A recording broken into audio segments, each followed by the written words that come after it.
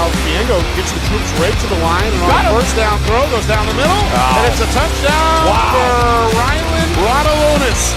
13-0 lead on the board in the first quarter. Jackson again looking for fish, and this time the pass is on the money. St. John's Prep. Wow. This one's good! And intercepted by Anthony Caruso.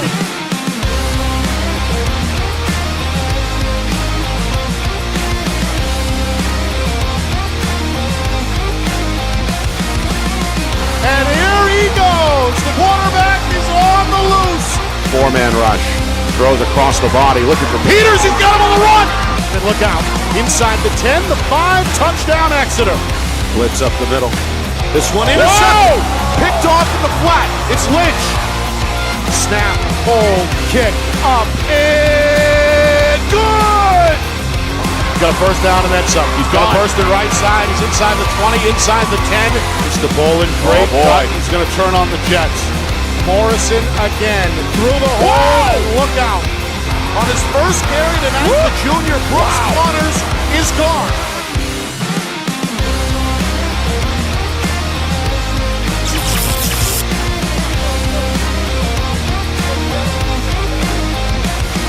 Well, hello everyone, and welcome here to Nashua. Nick Anastas, Steve Beals with you, getting set for our Friday Night Lights New Hampshire Game of the Week, presented by Beals Insurance. It's the Bedford Bulldogs and the Nashua South Purple Panthers.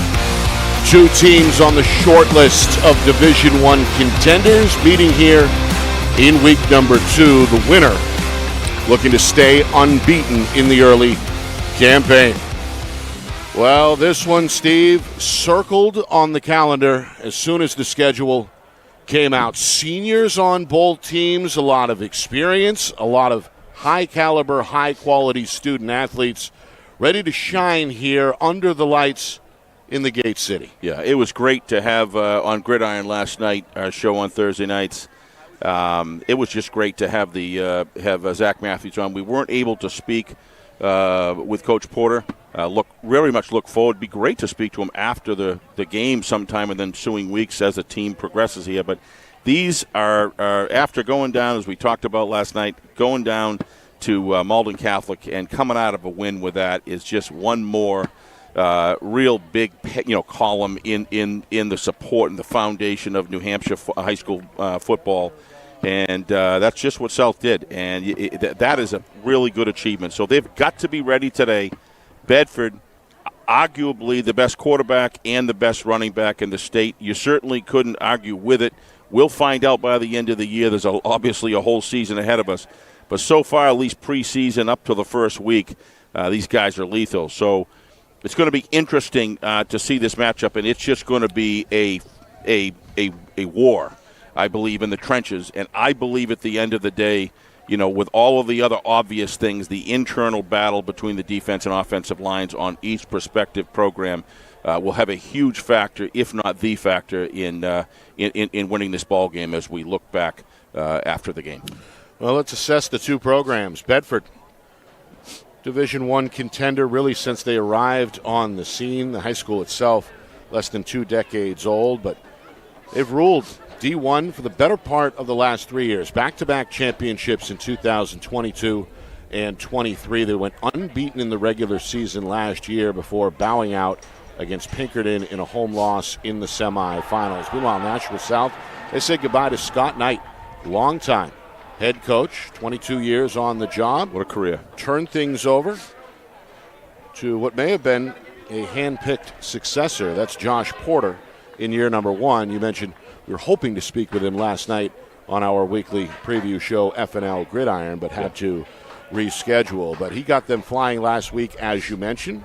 Despite a 7-0 deficit early, they rally back to beat Malden Catholic in the end, 36-25. I really depend heavily on Roger Brown, Tom King, and the whole media. It's New Hampshire high school sports.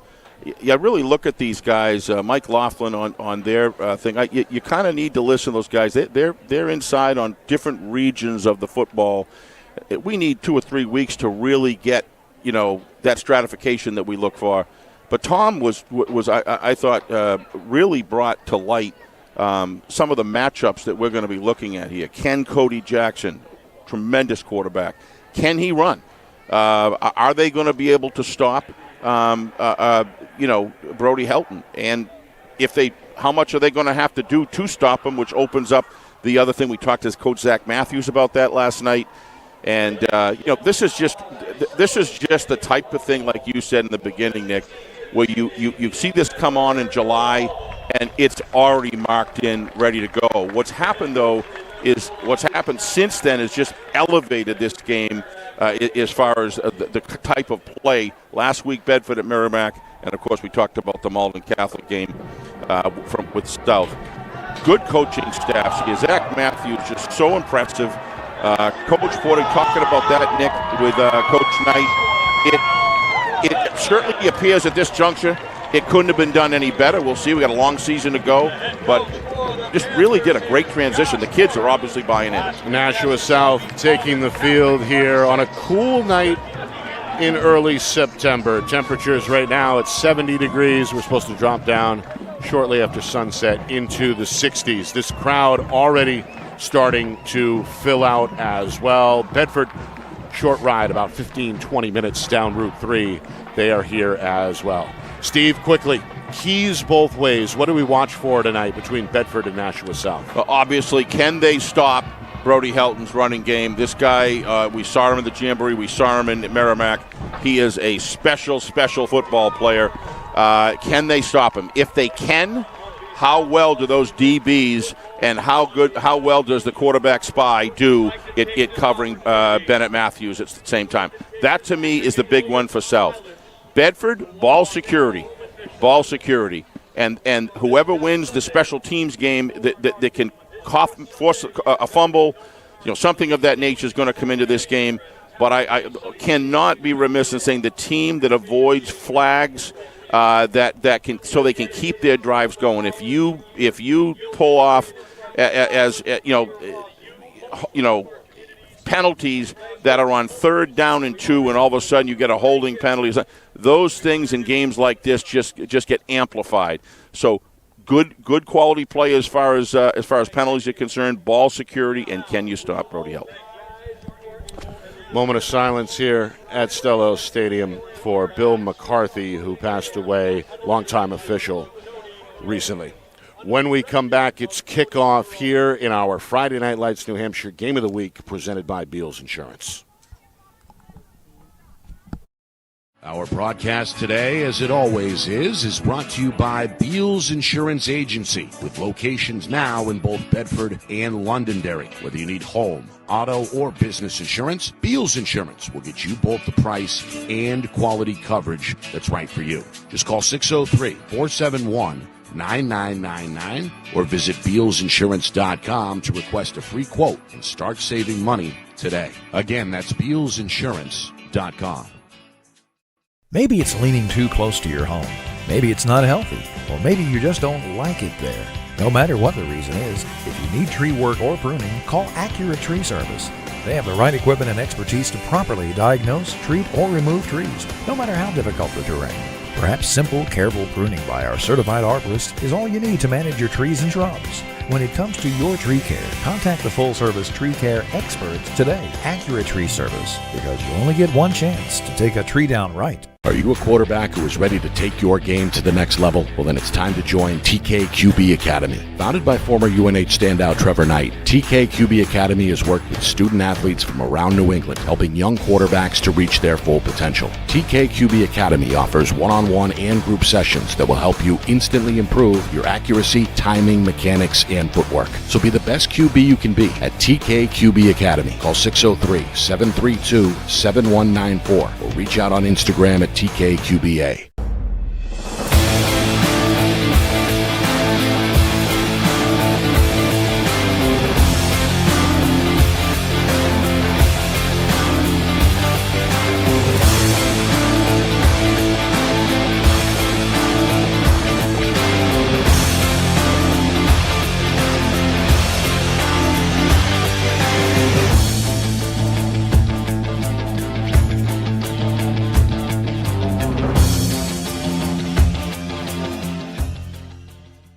How can you reach your team's fundraising goals at no risk and no cost? MG Sports offers a variety of products to make your team's fundraiser a success. Their products include discount tickets, cards, and calendar raffles to hundreds of local merchants throughout the New England area. Don't waste another season. Raise more funds than ever before and become another football program in New Hampshire that sets fundraising records every season. MG Sports, fundraising made easy. Visit mgsportsfundraising.com to start raising money for your team today.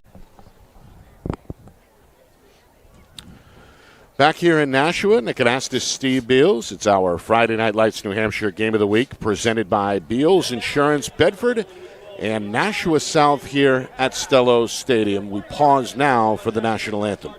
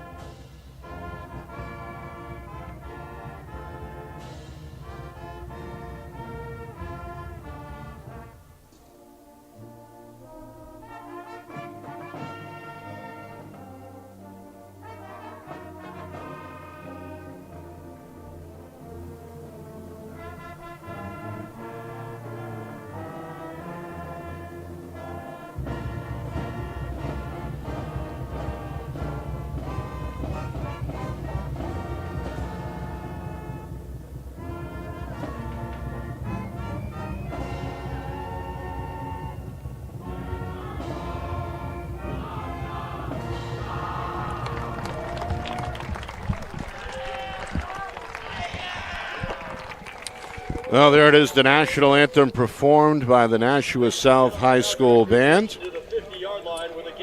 We welcome you in here as the officials assemble the captains. Nick Anastas, Steve Beals getting set for week number 2. Both of these teams opening up last week in impressive fashion. Bedford, they beat their next-door neighbor at Merrimack 48-20. And it was a 36-25 victory for Nashua South against a tough out-of-state opponent in Malden Catholic.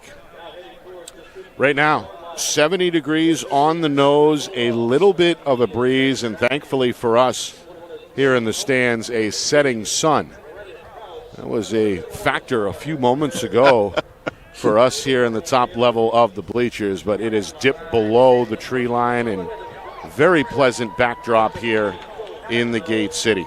Both teams going to lean on some seniors tonight. Of course, Bedford, they've been leaning on these two for quite a while. That's the quarterback, the coach's son, who has done a fantastic job so far, Bennett Matthews, paired with one of the most terrifying running backs we've seen the last few seasons, Brody Helton. Both are seniors, both are future NCAA Division I lacrosse players. And for Nashua South, a lot of attention on Cody Jackson, who has been absolutely fantastic, was again last week. What a player. In that win over Malden Catholic. We welcome in another audience tonight. Those joining us live on Nesson Nation. We're glad to have that partnership back. Nick Anastas, Steve Beals with you. It's our Friday Night Lights New Hampshire Game of the Week presented by Beals Insurance. Yeah, what a great honor to have them to be streaming on Nesson. Just terrific. And welcome all new viewers, we hope. You check out our YouTube channel and subscribe. FNL&H Media, do a search. You'll see us on there. And don't forget to ring the bell. Yep. Or click on the bell so we don't throw out a bunch of junk. We just let you know when there's a live game, and pretty much that's it. But love to have you. Purple Panthers on the near sideline, led by first-year head coach Josh Porter, longtime assistant, formerly under Coach Knight. And again, he's, by all descriptions, a player's coach for sure. Without a doubt. He's got that energy apparent on the near sideline. Bedford in their road whites. They're on the far sideline from our vantage point. And the Bulldogs, of course, are led by Zach Matthews. It'll be the Bulldog offense likely to take the field first here. Bedford set to receive. And South going to kick right to left here in their home purple uniforms.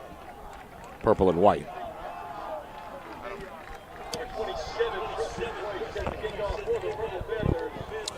All right, teeing it up is Preston Boyce, senior kicker. Got one of the stronger legs. Stayed wide. And back deep for Bedford, just inside the 14-yard line, are their pair of returners, Bryson Durso, the junior, and Winston Hume. Temperature just dropped about probably 5-7 degrees in the last 3 or 4 minutes as the sun goes behind the trees. Perfect weather for football. Eric Rerig is our referee, and he gives the green light. We're underway. On the far side, this is Connor Sturgis, one of the up men, and he is taken down after a short return at the 30-yard line. So we get a look at Bennett Matthews, senior quarterback, 4-year starter, former receiver, made the switch to the signal caller in the offseason, and he is a dual threat, to say the least. Yeah, well, we always knew he was going to be a dual passer and a runner, Nick, but what's really impressed me is his movement in the pocket to extend plays. He has all the tools to do that. It's just a matter of having that early vision to choose the right lane, and he does, and he's been very impressive. 3 receivers set. They're all near side on 1st and 10. Out of the gun, Matthews slings it near side. Helton, and he turns upfield. It's going to be an 8-9-yard gain out of the chute for Brody. Helton led the state in rushing as a sophomore 2 years ago. Strong junior campaign for him as well. Committed to Rutgers University to play lacrosse. Officially an 8-yard gain. Yeah, you're going to see some vision from this young man that is just amazing. You know, when we came out of last year, we saw the Matt Morrison machine come out and how he elevated himself from junior to senior. We've seen the same thing this year with Brody. 4 receivers on the field this time.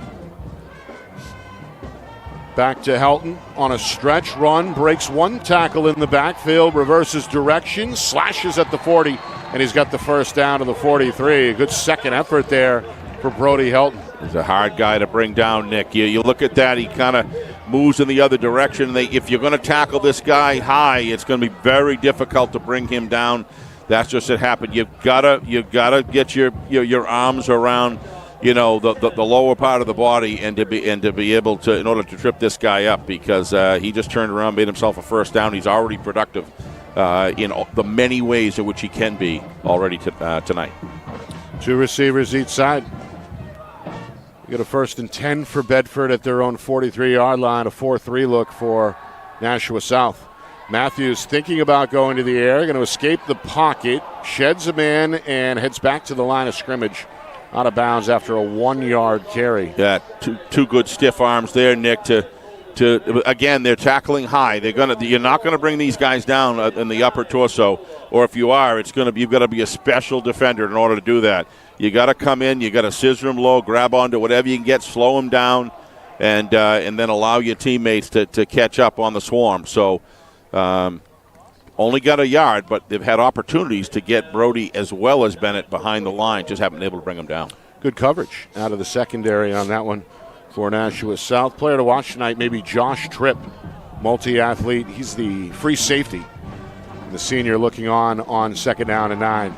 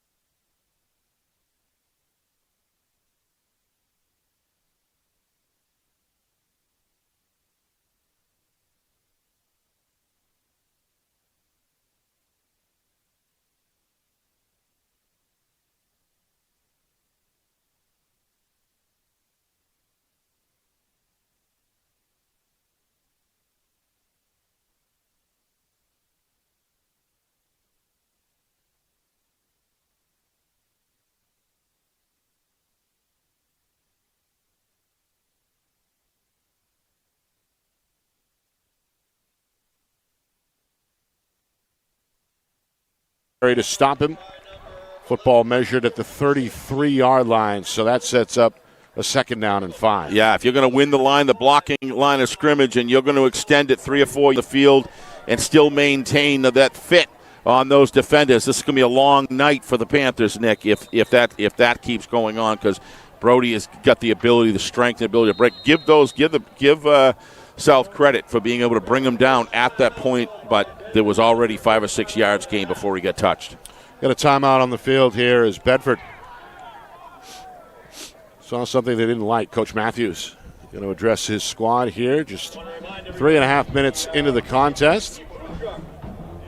And Bedford hoping to strike first, as they did last week in that win over Merrimack. Nashua South, they fell behind last week. Early in the first quarter, it was a 7-0 lead for Malden Catholic. It was before the South offense, I believe, took the field. After that, they put up 36 points in a 36-25 win. And again, hope to be 2-0 here. And a win certainly over Bedford would grab some headlines. Oh, huge. We've got Goffstown next week, and then the Battle of the Bridge against crosstown rival Nashua North in week 4. Yeah, the key here for South, if you review go back and look at the 8 or 9 plays they've been run so far, it's the inability, they're getting in the backfield, but they're not able to bring them down, and they're able to extend the play and get yardage. That's been the difference maker so far. 2nd down and 5. Matthews going to tuck, going to zigzag, going to lower the shoulder, and it's going to gain the 31-yard line, enough for a first down. Just a 2-yard gain, but that's all he needed. The big thing is, Nick, this is a big clock eater. These type of drives eat clock like no tomorrow. Coach Matthews talked about that last night. About, look, if we can get in there and run the ball with these two guys, that's what we're going to do. And he that was truth in advertising right there, and they're getting it done. Offensive line doing a terrific job controlling the line of scrimmage at the current time. South having their opportunities, but when they get a loss, they got to bring them down. 4 minutes in. Bedford, fresh set of downs here on their opening drive. It's 1st and 10 from the Purple Panther 28. Stretch run right side. This is Durso. Not going to find the edge. Yeah. Tackled inbounds at about the 26-yard line. We're going to have a holding call here, I believe, on Bedford. Nice job containing the outside there and coming up, and that's exactly what it is. There's a flag down at the line of scrimmage. Game's first penalty, as we hear from Ernie Rarig for the first time. Yeah. Steve, there was a moment of silence before the game for longtime official Bill McCarthy, who unfortunately passed away unexpectedly last week. Big blow, obviously, to the officiating community here in New Hampshire. A lot of years. The official's a terrific guy. So many of these officials, just terrific guys, just in it for all the right reasons. Right. And our thoughts go out to his family. And football after the penalty is backed up to the 35-yard line, which sets up a 1st down and 18 here for Bedford. 3 receivers left side. Helton is to the left of Matthews here. It's a 5-man rush. They pitch left, and Helton's got some room. Across the 30 before he's clotheslined by Tripp. Well, that's one way to bring a guy down high. Yeah. He hangs on for dear life. It looked to me like he got the outside flap of the pads and he came across. There wasn't any, didn't appear to be any long-term grab there. So it kind of slid across. He brought him down, but it was close. Brody didn't see it that way. And but, they just keep banging off yardage here. That penalty, they already won down. They got the 10 yards back. So we'll see what they can do here as they get towards the red zone here. Tripp's been a tackling machine, 3 tackles already. That brings it back to the original line of scrimmage, so 2nd down and 10. Matthews to his left, going to pump and just scored it out of bounds.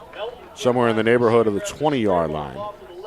Well, that's a good gain right there. He's just so fast, and both these guys have great vision down the field to choose the right angle of attack and the right lane, running lane, and they get it done here. So this, I would say, Nick, is probably 4-down territory unless there was a loss. So this next play is going to be very, very important swing part of this first half to set. Somebody's going to have to score and set the tone here early And Bedford's knocking on the door. We'll see what South can do here. Already about halfway through this first quarter.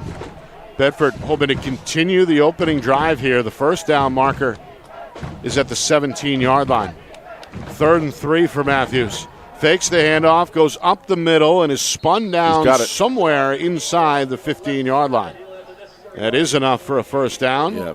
Bedford gets to put the ball in the air here, Steve. 5 carries for Matthews and 5 for Brody Helton. Why not? If you keep on moving the chains, why would you put it in the air? Force them to stack the box before you do that. Good play calling always, especially in high school football. Establish that run and then force too many guys in the box because they have to do it in order to stop the run, and that's what opens up the passing lanes. Good inside slants, good go routes, and but not as of right now, they haven't had to. It's been an impressive march on the ground so far for Bedford. Now they do throw into the flat. Durso to the 10 is dragged down and finally finished off by Tripp at about the 6-yard line. Well, we saw on Gridiron last night. We saw Coach Matthews talking about him, and that's their go-to guy for Bennett as a receiver, and that's that high percentage type stuff. Get him outside into open space and let that athleticism do the rest.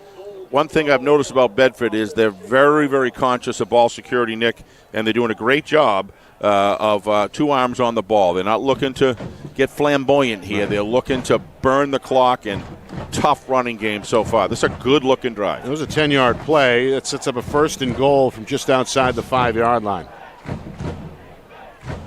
Crowd chanting defense. Bedford flips it to Durso, gets a nice block, and cannot finish. He's in. Now they do give the signal. It's a late touchdown. Durso able to stretch the football across and break the plane. Matthews celebrates the touchdown pass, and Bedford looking good here early on, 6-0. Well, they had the frame behind the line. They had him stop, but just great heads up. There was nobody around, and realized he had it within arm's length, and he put it over and then brought it right back. Officials right there in the proper spots, and that right there is call it a 6-minute drive, Nick, for Bedford, and it was a punishing one. 12 plays in the end, 10 of those on the ground. Kick is good. Extra point good off the right foot of Elijah Todd, the senior. And that's the drive Coach Matthews was hoping to establish through the first 6+ minutes. South wasn't without good opportunities there, Nick, but it was the tackling that got in the way of successfully tackling behind the line. I believe there was at least 3 plays at crucial times where they weren't able to do that, and give credit to these two, the quarterback Bennett Matthews and running back Brody Helton, for being able to break those tackles. But a lot of it was technically kind of set up that way because they were trying to take up on the upper side of the body. I'm sure that Coach Porter and his defensive staff are working on that. It wasn't by any means running down their throat. It was just a well-orchestrated drive, and you have to say Bedford's kind of 60-40 won the line of scrimmage battle, and that's all it takes if you stay out of penalty trouble. The only time that South really had a great opportunity is they were, I believe, on the 40-yard line and had a holding call on first down. Now you got first down and 20. Big part of that one was they got 10 yards back on the first down play, and now you got second down and only 10 to go, and they got that first down, and nothing could be stopped after that, it seemed. So now the ball in Nashua South's corner. Yep. They'll see what they can do. They're a good offense. Cody Jackson waiting on the sideline. Senior looked fantastic the last time you and I saw him, which was late last season. South, a quarterfinal exit in the Division I playoffs a year ago. Here's Justin Fish. He's a veteran. He's up to the 30. And it takes about 3 Bulldogs to bring him down, including Parker Boachman, one of the backup quarterbacks. Yep. And spoken very highly of last night as well, knowing that you've got a good quarterback behind Bennett. If you get ahead in the game and you want to just put Bennett back at defense, you can do that, keep him rested in the defensive backfield. Boy, that's a nice gift to have when you've got a quarterback that's varsity ready, like Coach Matthews said. One of the things, Nick, both special teams done a great job covering, very tight cover here, and they're able to, 27-yard line and then the 30-yard line. So good job by the special teams. Out of the spread on 1st and 10. Quick throw over the middle, and there's the hookup. Wow. Nice pass play out of the chute. It's good for 23 yards. Nice grab by Colvin Levesque. Yep. It was taken down in the end by Durso. That was a heck of a drop back and release by Cody Jackson as well, Nick. That was a good look at them. You talk about breaking it wide open right across the center of the field. Great connection there. First down. Again, a 5-receiver set. Hit on the throw, and Jackson results with an incompletion. Well, they're going to get it. That's a big one. Flag coming out of the secondary. It's close, but I don't think you can really argue with the flag, Nick, because the ball was already on the ground when he laid out the hit there. Wasn't anything that was, it was a bump. It was a good bump, but it wasn't anything like going in with a helmet like that. So that one could have gone either way, but the way the ref saw it, penalty flag, and that's going to move the ball quite a ways downfield. Should be 15, right? Oh, without a doubt, yes. The question here is from where?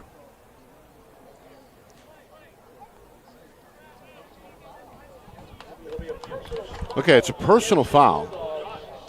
A hit against a defenseless receiver, according to our referee, Ernie Rehrig. So there's the 15. Second Bedford penalty in this first quarter. Yep.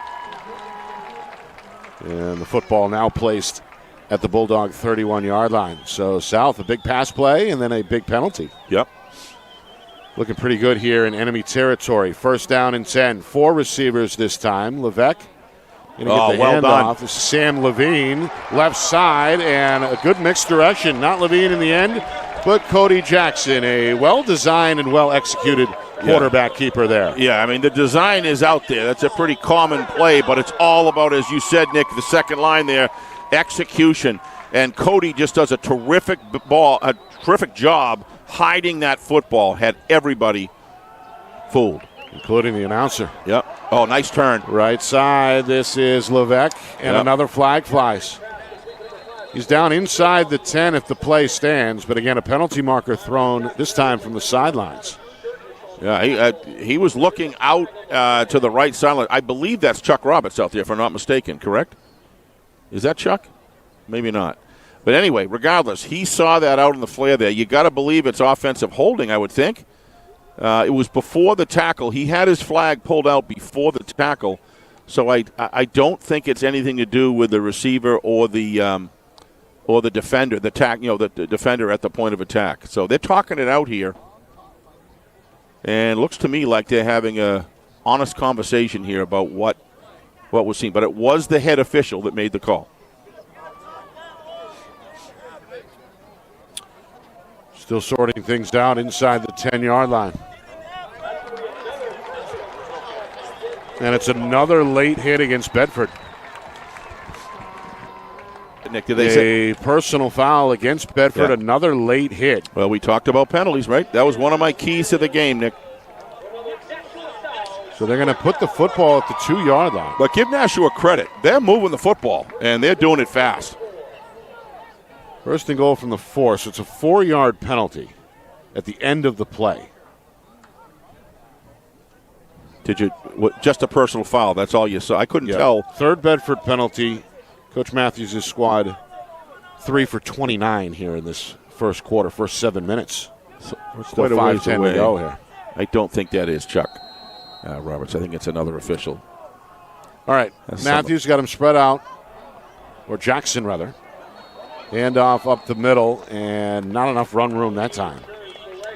As Levine did move the pile a bit down to the 2-yard line for a 2-yard gain. Sets up second and goal. Still forward movement towards the goal line, so you're going to see Bedford probably with a 6-man front here. 1, 2, 3, 4, 5, 6, and then they got the linebacker coming up. Here we go. They keep it with Jackson, and he is spun around and stopped. Great defense. No gain on the play. Bedford ready that time as Brennan Krause, one of the seniors. Also talked about last night as well. Having an impact here. This is just great separation by Brennan. He was able to keep his eyes up, looking at the to find the ball, and he's controlling the offensive lineman. That's just a great job. That's not an easy defensive play. Meanwhile, 3rd and goal from the 2. Jackson in the air this time. Hooks call. Up with Levesque, and it's a touchdown. Yeah, this is a nice connection. 2-yard strike on the 3rd down rollout. Jackson leads the offense right back down the field. And Nashua South is just an extra point away from tying this game. Well, that's bringing the ball down quickly. Took advantage of penalties there. I mean, both penalties. One, was they were getting yardage anyway. The other one was an incomplete pass and kind of a late bump there. Like I said, could have gone either way, but that's just a great call there. I believe on 3rd down, or was that 2nd or 3rd? That was 3rd and goal from the 2. 3rd down. That was just a great call out there. A lot of field. And one of the things about Cody is you stretch the field out like that, and Cody's a great runner, so you have to honor that run, and that's what gives the receiver the space he needed. Cody threw him a dart right there. So now Preston Boys hoping to tie the game with this 20-yard extra point try, and he does right down the middle. 2 good football teams. 7-7. Bedford ate up over 6 minutes on that opening drive, and Nashua South returns the favor in less than 2.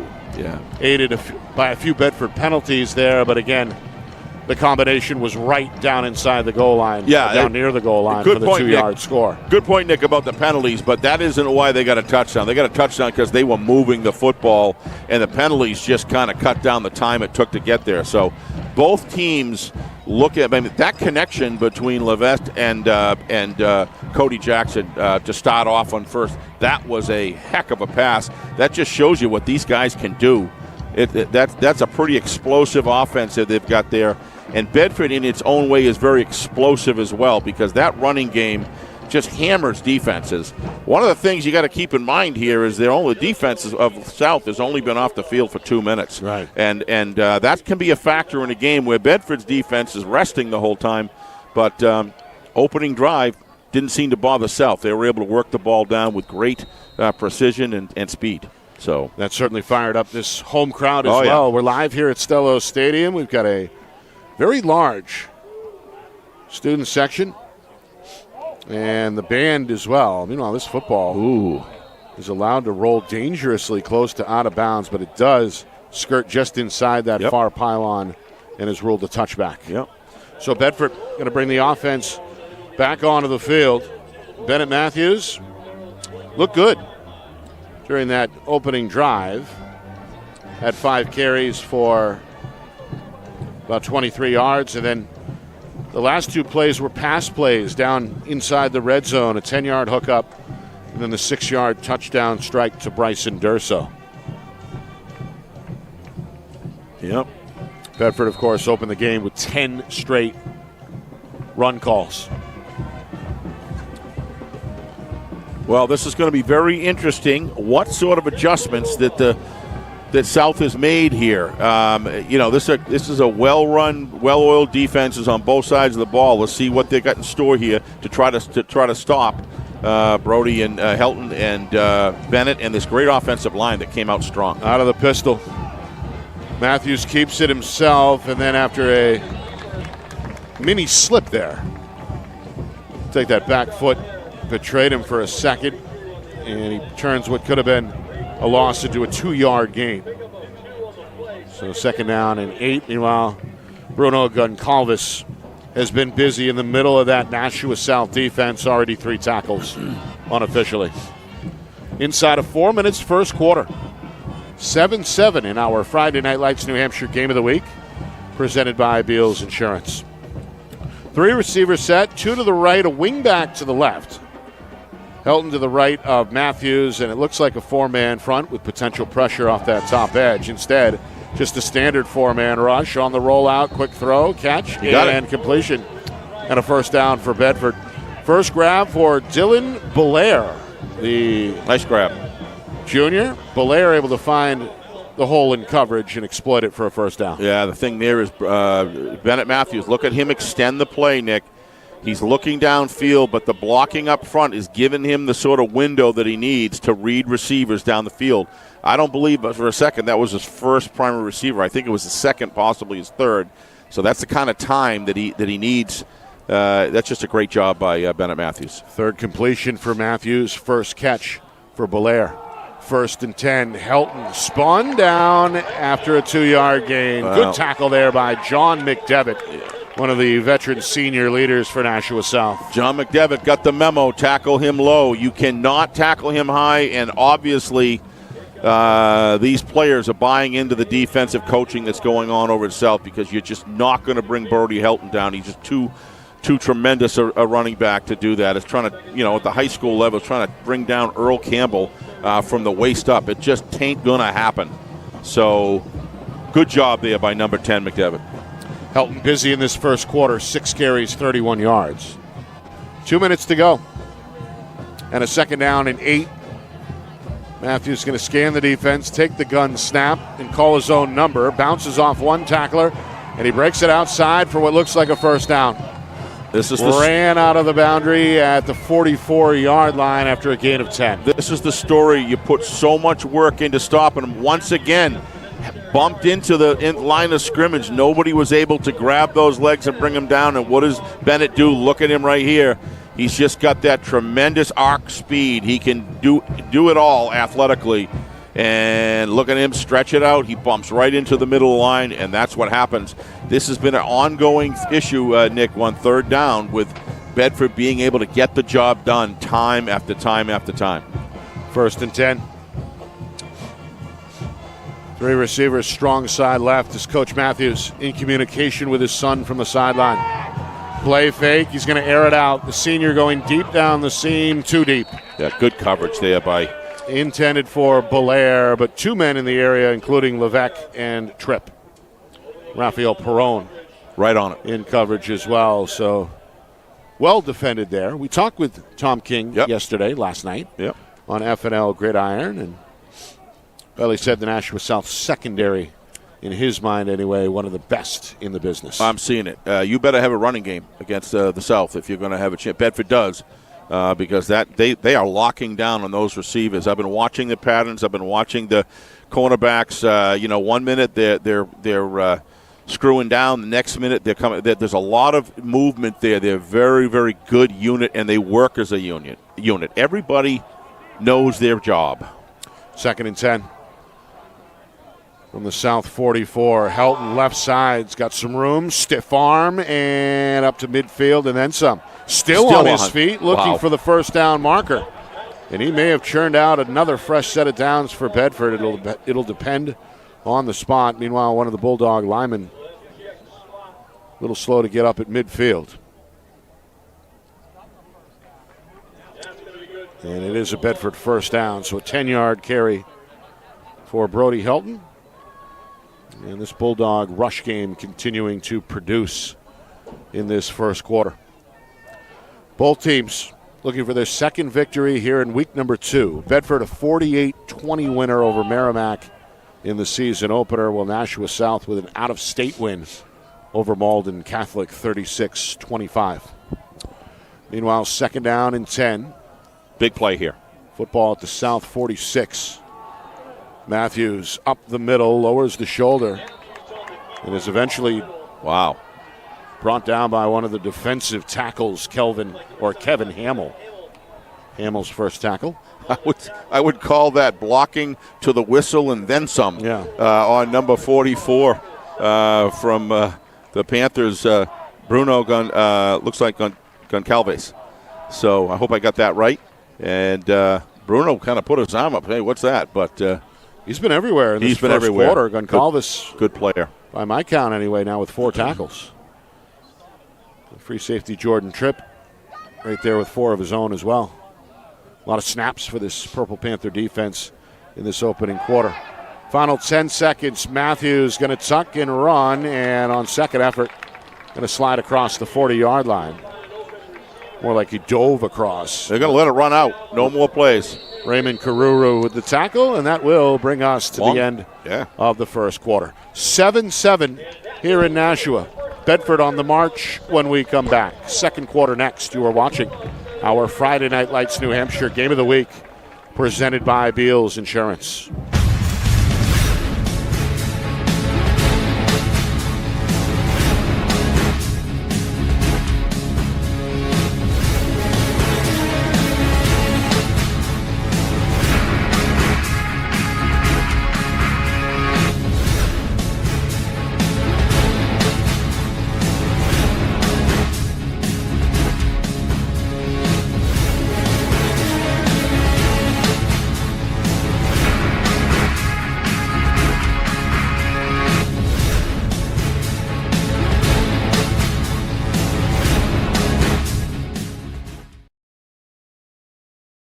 Our broadcast today, as it always is brought to you by Beals Insurance Agency, with locations now in both Bedford and Londonderry. Whether you need home, auto, or business insurance, Beals Insurance will get you both the price and quality coverage that's right for you. Just call 603-471-9999 or visit BealsInsurance.com to request a free quote and start saving money today. Again, that's BealsInsurance.com.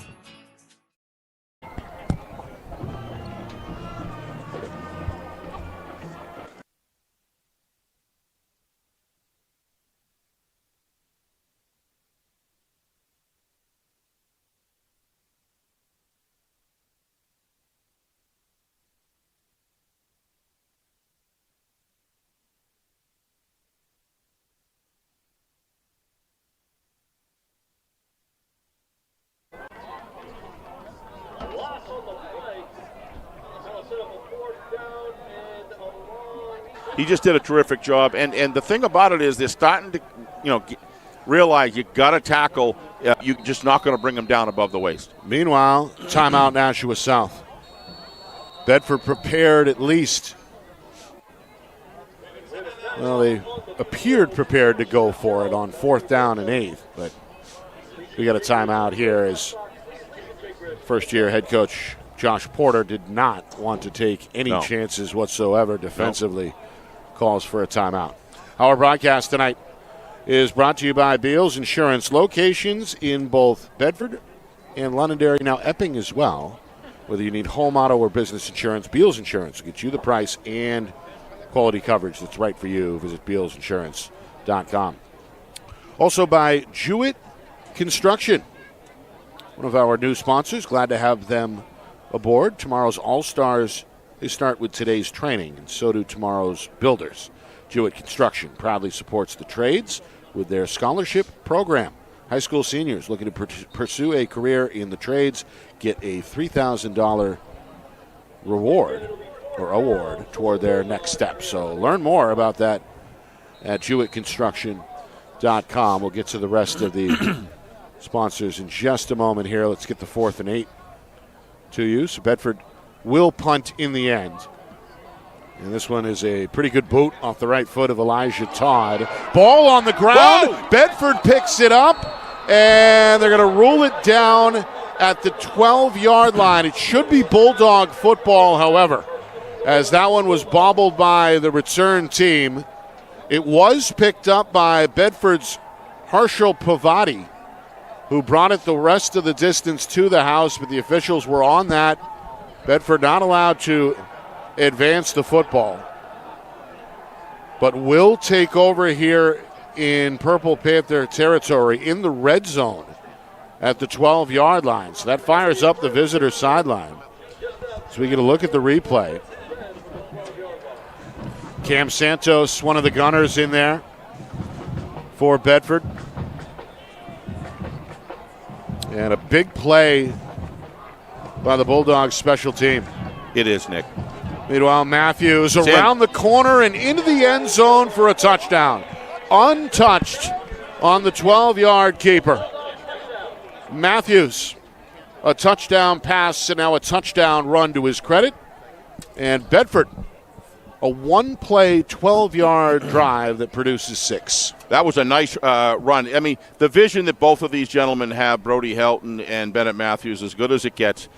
Some of it's learned, some of it is just God-given, and he does a great job. But how about that block outside by? I gotta get his number. I wish we could see that again. I believe it was 21 or 50. I don't know. That's just terrific outside blocking. Extra point by Todd is good as well. So it's 14-7 Bedford. Less than a minute gone by in this second quarter. Bulldogs, well, they got things going on the ground. Their first 10 plays on the opening drive, the game's opening drive, were on the ground. They cap it off with a 6-yard touchdown from Matthews to Durso and shoot up over 6 minutes in the process. South took less than 2 minutes to return the favor. Cody Jackson to Colvin Levesque. A 2-yard touchdown on a 3rd and goal situation tied the game at 7. That was our score heading into this second quarter. And then, well, disaster struck if you're a South fan. They fumble the punt Bedford with a 1st and 10 from the 12-yard line. They call the quarterback's number, and he does the rest with his legs. Yeah, I mean, he does it with his legs. No argument there. But number 51, Alex Bissonette, is the one that contained that block out there, and Brody read it beautifully. Brody waited for the inside or outside position that Alex had, and it was inside position or outside in position, and Bennett just followed it perfectly and used those great athleticism to get into the end zone. That's a big one. We talked about keys to the game. There's bingo right there, and one of them we talked about with special teams. So Bedford catches in on the game's first turnover. Good return here across the 30. Yep, very good. South looks to shake off the funk here as they trail once again 14-7. Got to be hard for South to handle that. That's the big one to swallow right there. You do a tremendous job of forcing a punt, and then what happens? You lose the football, and they run right down in 2 plays and score, or 1 play and score. It's just that could be, but you got a lot of game ahead of us here. What they got to do to come back and even the score. And if the first bid at offense is anything like the second, or the second is anything like the first was pretty darn impressive. So we'll see what they can do here, but that one hurt. 1st and 10, Cody Jackson. Lead the troops down the field quick fashion as he did the first drive.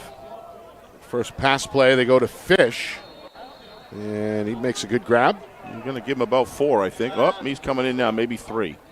3-yard gain, but that one may have been by design to get Fish back in the swing of things as well after losing that Also stretch out the field, Nick. Don't give up on any of the area on the football field offensively. You want to just keep that defense honest. Fish with his first catch. It's a 3-yard completion. 2nd down and 7. They put Fish in motion. They fake to him. Jackson to his right is cut down. Stopped at the edge. Again, it's Santos celebrating, along with Zane Bastar. Both defenders on the scene there at the same time for Bedford. Brennan Krause again hanging around there as well. Yep. So a 3rd and 7 after the no gain. And a big play here for South, hoping to avoid a 3 and out. Bedford's going to jump. Yeah. Drew him. Nice job. That's going to be the 4th penalty against Bedford here in the first half. Coach Porter has kept South penalty-free, at least 2 minutes into this second quarter. Yep. But that helps things in this situation. 3rd and 7 becomes 3rd and 2. Yep. Yeah, I wonder how many yards Bedford's got here after about a little over a quarter. Penalty yards? Yeah. Nice 34. Play. Yeah, I was going to say, that's been costly, at costly times as well. That certainly helps right there. Nice job by Cody Jackson. Offensive line giving him the blocking that he needs to get a decent pocket, and he delivers it low where nobody else can get it. 10-yard gain to Preston Boyce. 1st and 10, run up the middle. Yep, nice run. And it's Levine running angry there on a dive play up to about the 48. Yep. 6 yards for Levine. I'd look for something behind a pass behind the linebackers here, Nick. Something on an in route. We'll see what he does. Well, he's going to roll out. Yep. Eyes downfield. Jackson lets it fly, and there's Fish. Good move along the sideline. Ends up near the 20-yard line. And a 27-yard hookup through the air. That's the longest play so far in this first half for Nashua South. You're going to see little things in football I watched. Brody Helton was never gave up on the play, Nick, and he juked the receiver, juked the first man attack, number 21. Comes in. I know, but Brody comes, number 21, never gives up on the play. Brody Helton comes in and makes the tackle. Otherwise, it's a touchdown. 1st and 10 from the 22, and this run play is stuffed. Nowhere to go for Levine. Ran into a cement wall. Well, Coach Matthews last night on FNL Gridiron, our weekly show, he praised that defensive line. Really praised everybody in the trench. The offensive line, they got shouted out as well. But one of the best DTs in the business, Connor Flaherty, has been involved here and was on that last play Big number 71 in white tonight for Bedford. Meanwhile, 3.5 minutes gone by, second quarter, and we have another Bedford penalty. A neutral zone infraction. Going to move the ball another 5 yards downfield. So 2nd and 5 coming up from the 17-yard line. Yep. South hoping to tie the football game. Goncalves is the wingback. Fish out of the slot is going to move. They're going to hand to him on a stretch run. Gets around the corner and tiptoes out of bounds. Where? At about the 14-yard line. Yeah, about the 14. Looks like he's going to be about a long yard out of the first down, and it'll be third down here. Yeah, 3rd and 2. Clear. A 3-yard carry for Fish. Yeah, 4-down territory unless he thinks he can get 3 points. But my guess is this is 4-down territory. Meanwhile, Bedford hoping to buckle down here defensively inside the red zone. Yep. Jackson, a quick word at the line of scrimmage, drops back into the pistol. Levine right behind him. Levine gets the right side carry, enters the hole, and is lucky to cross the 10-yard line with 2 men on his back. And you said it, Nick. Matthew Ben with the stop. Yep. Ben with his first tackle. Yep. They get Durso in there on the credit as well. South with a first down, and now a 1st and goal on the way from just inside the 10. Fake the handoff, Jackson, throw right side, and that one may have been batted away. It's incomplete. Pretty good coverage there either way, right? Connor Sturgis may have slapped that one just at the right time. Yep. As Jackson tried to find Fish for the equalizer. Instead, 2nd and goal from the 10. Little surprised they did that, Nick, with so little field to cover. Running game and some of those Jets have been getting them 4 or 5 yards each time. Surprised they didn't do something like that. Maybe we'll see that here. 4 minutes gone, second quarter, 2nd and goal. Jackson throw right side, caught. Levesque rather, spins away from the first man, but is cut down. What an eventually effort. By Bedford's Bissonnette. Well, a good run after the catch, but the play results with a stop at the 2-yard line. So 3rd and goal from the 2. Yeah, but I think they'll take it. That was some big yardage that Levesque just got for the South, Nick. That was huge because now you got 2 plays from the 2-yard line. From the 2-yard line, potentially. Exactly. Jackson with Levine behind him. 4 receivers, 3 left side. Handoff right side. Levine spins near the goal line. Is he in? Yes, he is. Yep. Touchdown. Yep, he's in. A 2-yard score for the senior Sam Levine. Tom King talked about this last night, Nick. What can Levine do at running back to sort of, show his stuff, and he's done it tonight. I mean, that is just that last play before the touchdown run and the extra effort to get in the end zone, Nick, was just terrific. Levine, no nonsense on that drive. Carried a few Bulldogs with him into the end zone. And now Nashua South a chance to tie the game once again. The kick is up, and the kick is good as Preston Boyce is a perfect 2 for 2. We got ourselves a game. Both offenses have been impressive. Stringing together long multi-play drives as we saw there. Bedford, of course, capitalized on the first half's only giveaway, a special teams error that set up a 12-yard touchdown run. He's one of the top quarterbacks of the state as well, Nick. Managing that offense very effectively. No offsides, but drawing encroachment.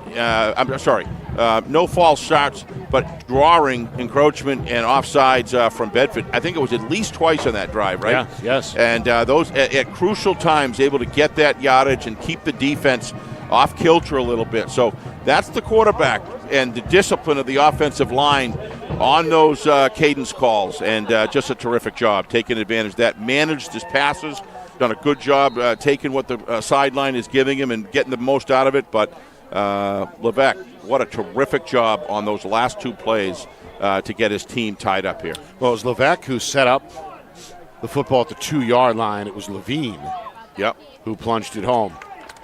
Meanwhile, a good return here for Bedford, and now a late hit. That's the third time that's happened, Nick. Is going to come against Bedford as Purple Panther Eric Baker went flying well after the whistle. Way after the whistle. I couldn't tell. It looked like, I believe, number 28, if I'm not mistaken. I could have that wrong, but either way, the Malnar. 6th penalty against Bedford is on the way here. You've got to maintain your focus. These penalties are starting to really add up and create situations of field position as well as down and distance benefits to South when South's on offense.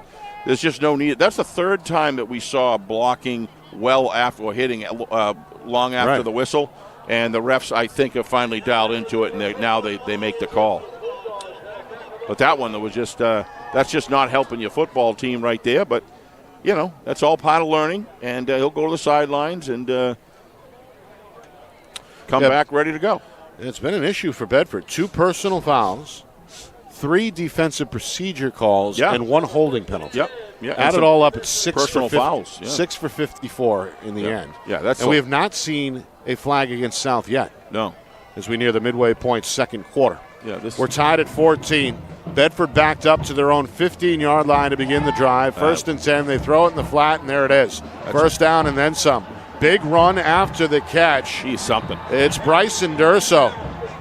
Been impressive in this first half. Had a touchdown to his credit, and now rips off a 26-yard gain through the air. This is what happens when you tackle high. He grabs on. Somebody's got to get down low and take these guys down. I mean, you look at the strength of this young man carrying these guys, but it all happens because nobody is scissoring the legs, Nick. You've got to get down below the waist and get the fit and bring them down that way. They had a team, had 3 guys in on that tackle. All 3 of them were trying to tackle high and bouncing off. He is everything that Coach Matthews has said he was last night. He's an impressive player. Matthews, 4 completions. His longest came there a moment ago, a 26-yard gain. Toss to Helton, and he is cut down.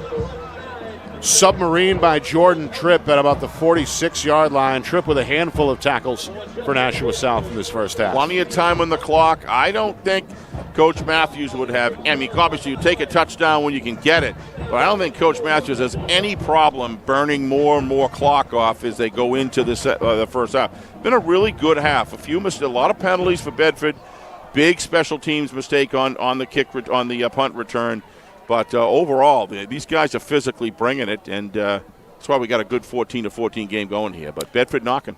Matthews with Helton to his right, fakes the handoff. No, he did give it to him. Good job. And the senior is ridden down at midfield. Tackled from behind by Colin Morgan. Yep, good job. Another member of this class of 2026, this strong senior class for Coach Porter. Yeah, I mean, Colin Morgan, probably half the weight of Brody Helton, or certainly got probably 50, 60 pounds on him. And he knows how to tackle low, and that's just what he did there. I won't keep on belaboring the point, but you're just not going to tackle Brody or Bennett Matthews high, or number 6, Bryson Durson. First down and 10. Football just on the Purple Panther half of midfield.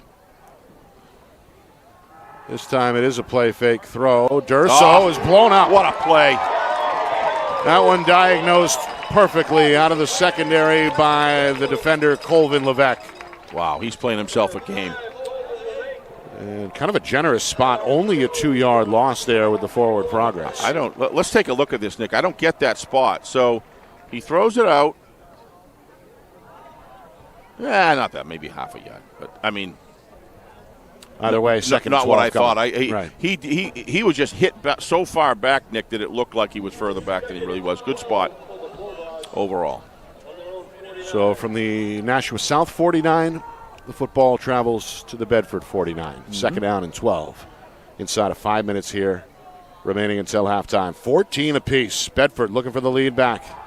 Screen to Durso, and he's hit again upon the catch. This time is again lucky to get back to the line of scrimmage. Survived the first wave, but not the second. Trevor Stevens ended up in the pile there for Nashua South. He celebrates, and now an opportunity for the South defense potentially to come up with a stop here and get off the Talk field. about Third and 11. having the right defensive call, Nick. For a generally speaking, it's very rare you don't get good yardage on that. But they had just a ton of bodies in the point of attack there, and nothing was going to happen with that one. So nice defensive play call, whether it's luck or by strategy.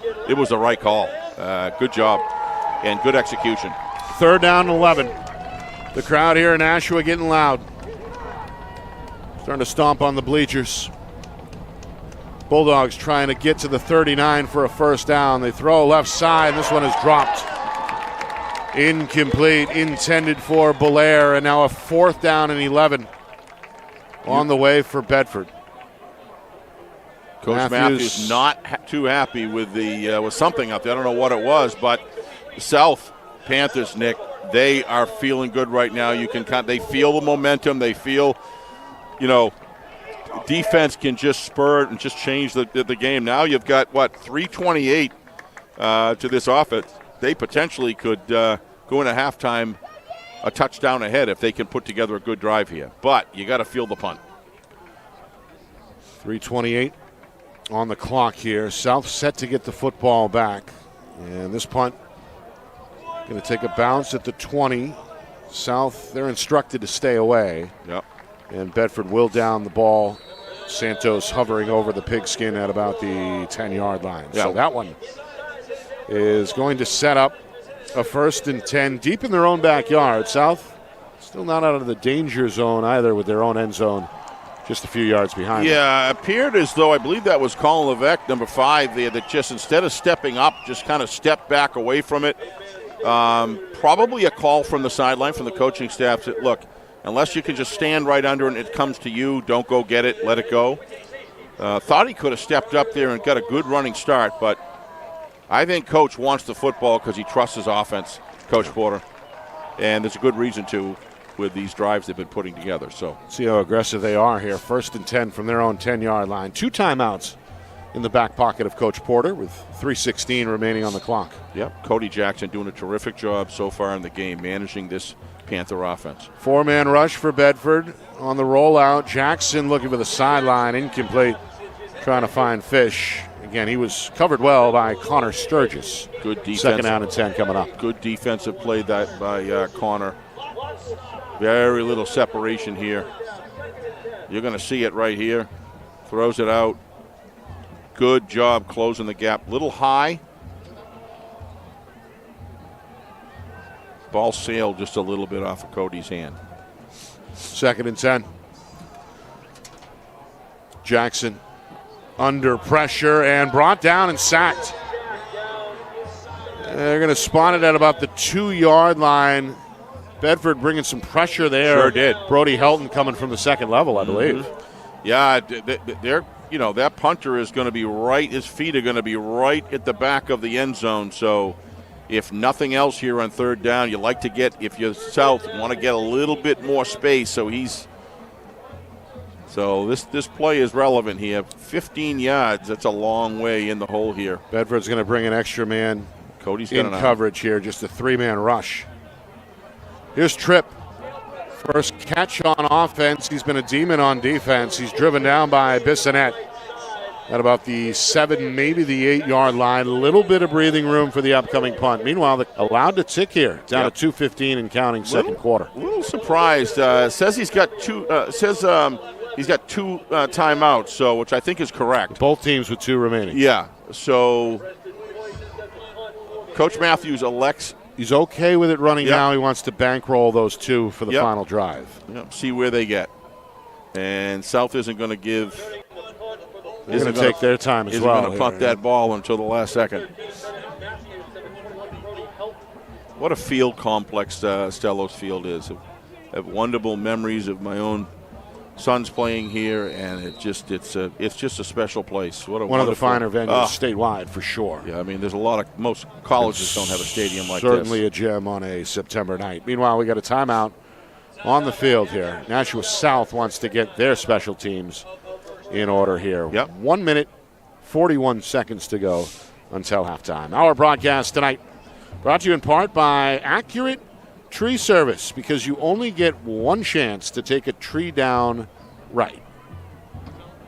Visit AccurateTree.com for a free estimate. Also by MG Sports Fundraising. That's fundraising made easy. MG Sports Fundraising is the official fundraising partner of Friday Night Lights New Hampshire. Visit mgsportsfundraising.com today. And, of course, by TKQB Academy. Be the best QB you can be at TKQB Academy. Call 603-732-7194.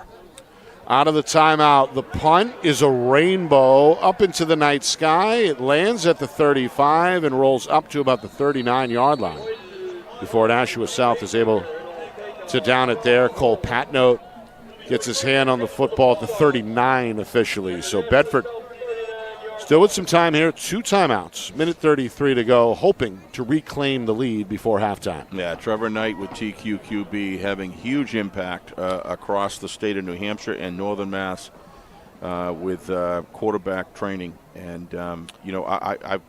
we saw this about 4 or 5 years ago. The quarterback play in the state getting more and more sophisticated. Right. Much more sophisticated offenses being run, and having an impact. So, of course, glad to have him aboard. Wasn't too long ago, Trevor Knight was tearing up this field. You bet he was. South, yep. Right? His father on the sideline, had a standout high school career, had a standout collegiate career at the University of New Hampshire as well, and is now the head coach of Drake and I down in Massachusetts. Absolutely. So. I think that coach was looking for the receiver to get out of bounds, wasn't able to do so. So burning about another 17, 18 seconds. We'll see if that matters here as they close the half. Matthews back to the air, and this one knocked away. Nice job. They'll stop the clock, though. Levesque able to swat it with the left hand. Intended, I believe, for Belair.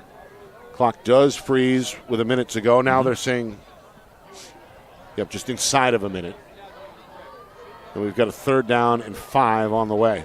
Why did they move that from 106 to 59.8 seconds? A little confused. Yes.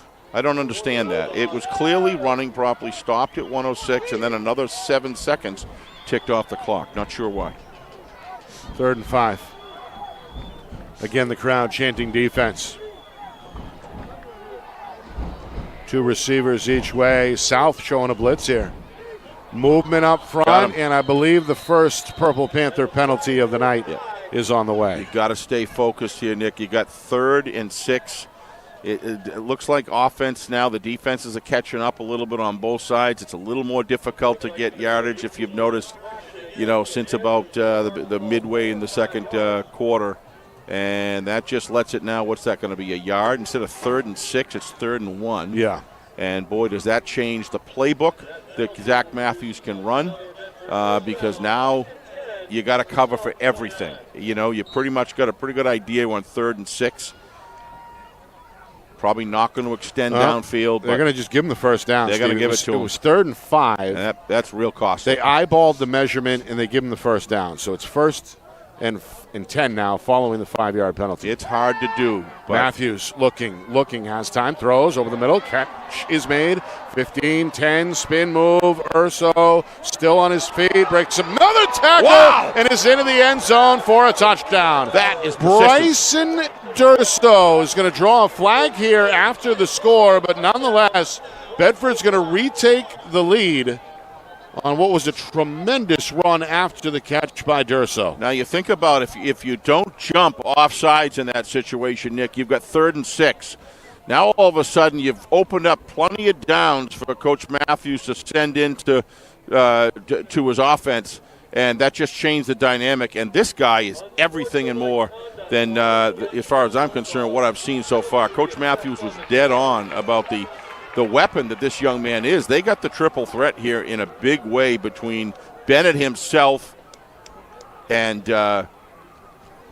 this young Durso. Receiver, and Durso as That's well the as second Brody touchdown Helton. tonight. That's a triple threat right there. Second score for Durso. He cashed in from 6 yards out in the first quarter. Yep. And here in the second quarter, he scores from 29 yards out. Bedford's longest play, the longest play either way in this first half. What I'm trying to get at, Nick, here is that this game was going to be tight. These are 2 great football teams, and it's a razor-thin margin, and those who make mistakes and the other team can take advantage of it, it's a huge impact, and that unfortunately for South is a big 5-yard penalty.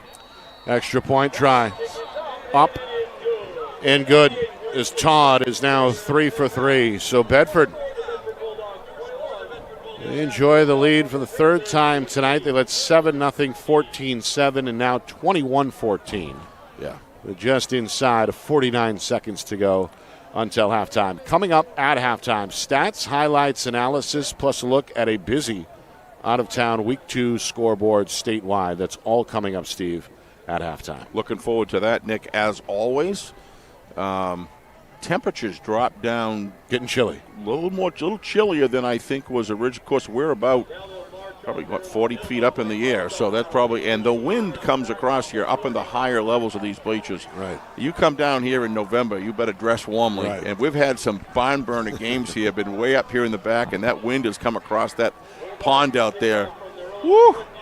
Wind chill factor is there, but boy, have we seen some great games at this field over the years. Doesn't help that you and I are in shorts either. Yeah, I wasn't going to let the Not ready viewers to say know goodbye that, but just yet. You but just it may be the end of short season before we know it. Well, I don't think I'll be wearing shorts at games anymore from here unless it's, because I think it was supposed to be. It was nice 60s. early, about 70 degrees at fine. kickoff here. The sun was out, but again, the night sky setting in, the lights are on, and the temperature dropping a bit into the 60s here. Nothing really to complain about. If you're South here, Nick, you can't force the offense. If it's there, take it. If it's not, get in because you know you can score, but you don't want to get too catch-uppy, if you will. It's too hungry for a catch-up all in one time. They need a good return here. How about this one from Tripp? Yep. Where he's tripped up, pun intended, at the 45-yard line. And another penalty marker comes out at the tail end of the play. Yep. Let's see what this is about. It comes with 42 seconds to go. A Bedford player was pointing as if it was South. It's a holding and in it South. Is. Yep. So Coach Porter had the home team playing penalty-free for most of this first half, but as you mentioned, that 10-yard defensive penalty certainly hurt.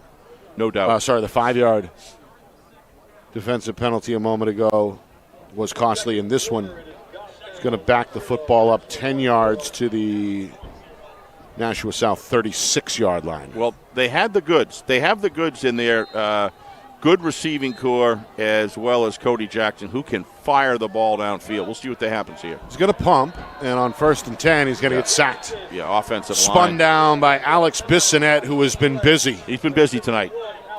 In this first half, 3 tackles and a sack. Really, he's been there all game, don't get me wrong, but he's having a really good second quarter. Yeah. And just nowhere for Cody to go, locked in the pocket. We'll see what they do here. Final 20 seconds. Into the flat, Levine with running room, looks for the sideline and ducks out of bounds.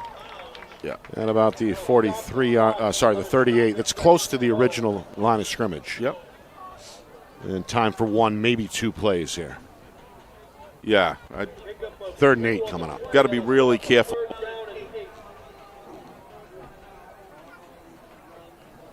Levine. My guess is it'll be conservative, I would think. That's what I meant by playing, aggressive catch-up. You got to be really careful. Got a whole second half ahead of you here. And he's going to go. Good blitz pickup initially, but now in the clutches of Brennan Krause, who's going to bring him down for a sack.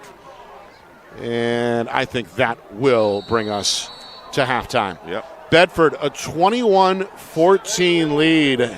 Get the feel of a prize fight here, although only in week 2. Counter punch, punch, punch, counter punch in that first half. Yeah.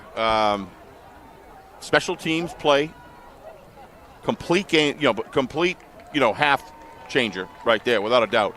That special teams play where they fumbled the punt return, and then they didn't fumble it on the 40-yard line. It was on, the 6 or 7, 8-yard line, and then 12-yard line. 12-yard line. That's potentially at least a 7, potentially a 14. I mean, things were moving for that offense at the time. So, and then a very unfortunate penalty later on with encroachment or offsides, and that just gave, instead of 3rd and 6, now you got a first down with 2:20 left, I think, something like that, and able to just fire it down the field and go in for a score. So to me, those are the two. But the Bedford penalties, they got to clean that up, Nick, because it's a good football team, and those penalties for Bedford on defense have been very, very costly to them as well. So, but these teams just have the goods, Nick, to be able to sustain. This is still a close game. I had a funny feeling we might go in 14-14 in this, but 21-14. 21-14. The good news for South is they are set time to receive the third quarter kick. Yep. Done a good job in the second quarter with Brody Helton, by the way. Yeah. Kind of clamped down a little bit, started running some different stunts and a little more resource and focus on there. But I think Bedford will take a 21-14 lead going in the – I don't think they came in here expecting a blowout. But Bennett Matthews playing a heck of a good game here. He is.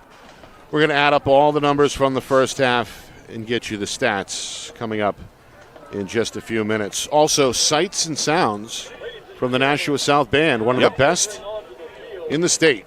And they're going to give us a live performance. We'll also get Steve's keys to the second half and an out-of-town scoreboard look as well. So all that and more coming up in just a few minutes. Halftime here in the Gate City. 21-14 Bedford leading Nashua South. You are watching our Friday Night Lights New Hampshire Game of the Week presented by Beals Insurance.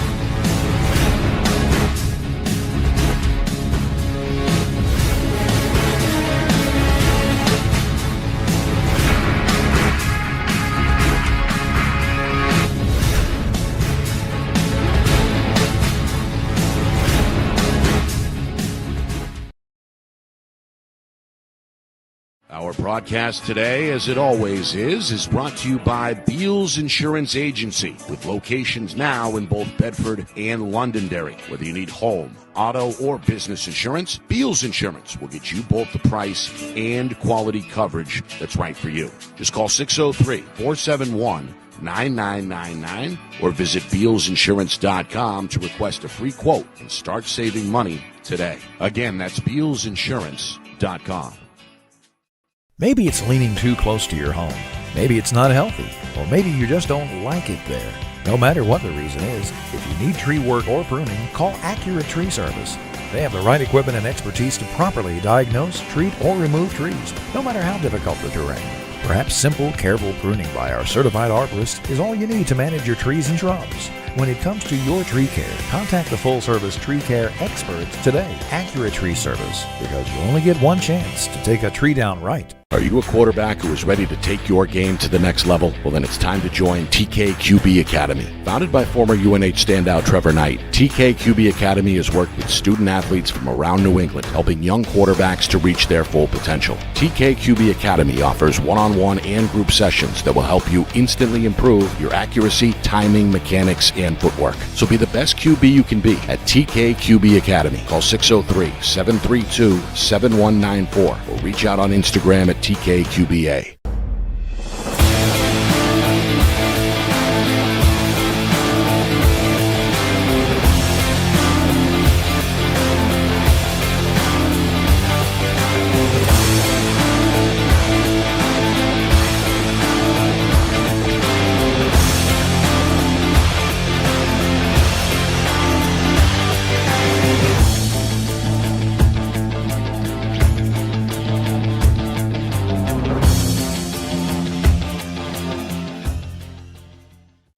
you reach your team's fundraising goals at no risk and no cost? MG Sports offers a variety of products to make your team's fundraiser a success. Their products include discount tickets, cards, and calendar raffles to hundreds of local merchants throughout the New England area. Don't waste another season. Raise more funds than ever before and become another football program in New Hampshire that sets fundraising records every season. MG Sports, fundraising made easy. Visit mgsportsfundraising.com to start raising money for your team today.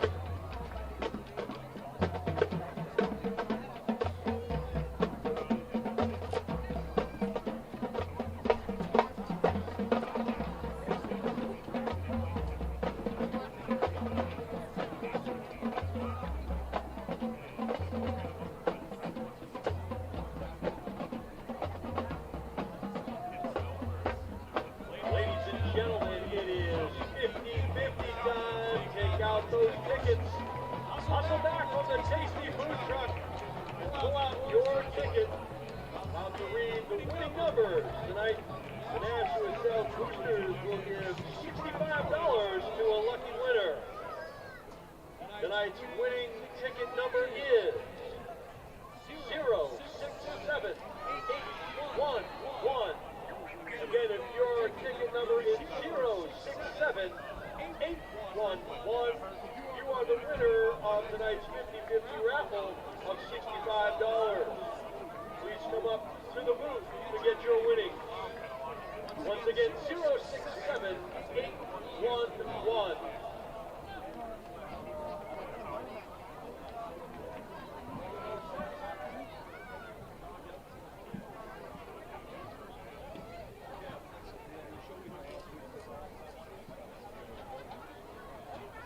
This score in from Goffstown, it is Nashua North 7, Goffstown 0 in the second quarter. 21-14 at halftime here in Nashua. Bedford leading Nashua South. Nick Anastas, Steve Beals with you. It's our Friday Night Lights New Hampshire Game of the Week, presented by Beals Insurance. Of course, we broadcast live every week on YouTube. Subscribe now on YouTube, FNL NH Media. We welcome our new audiences joining us on Nesson Nation.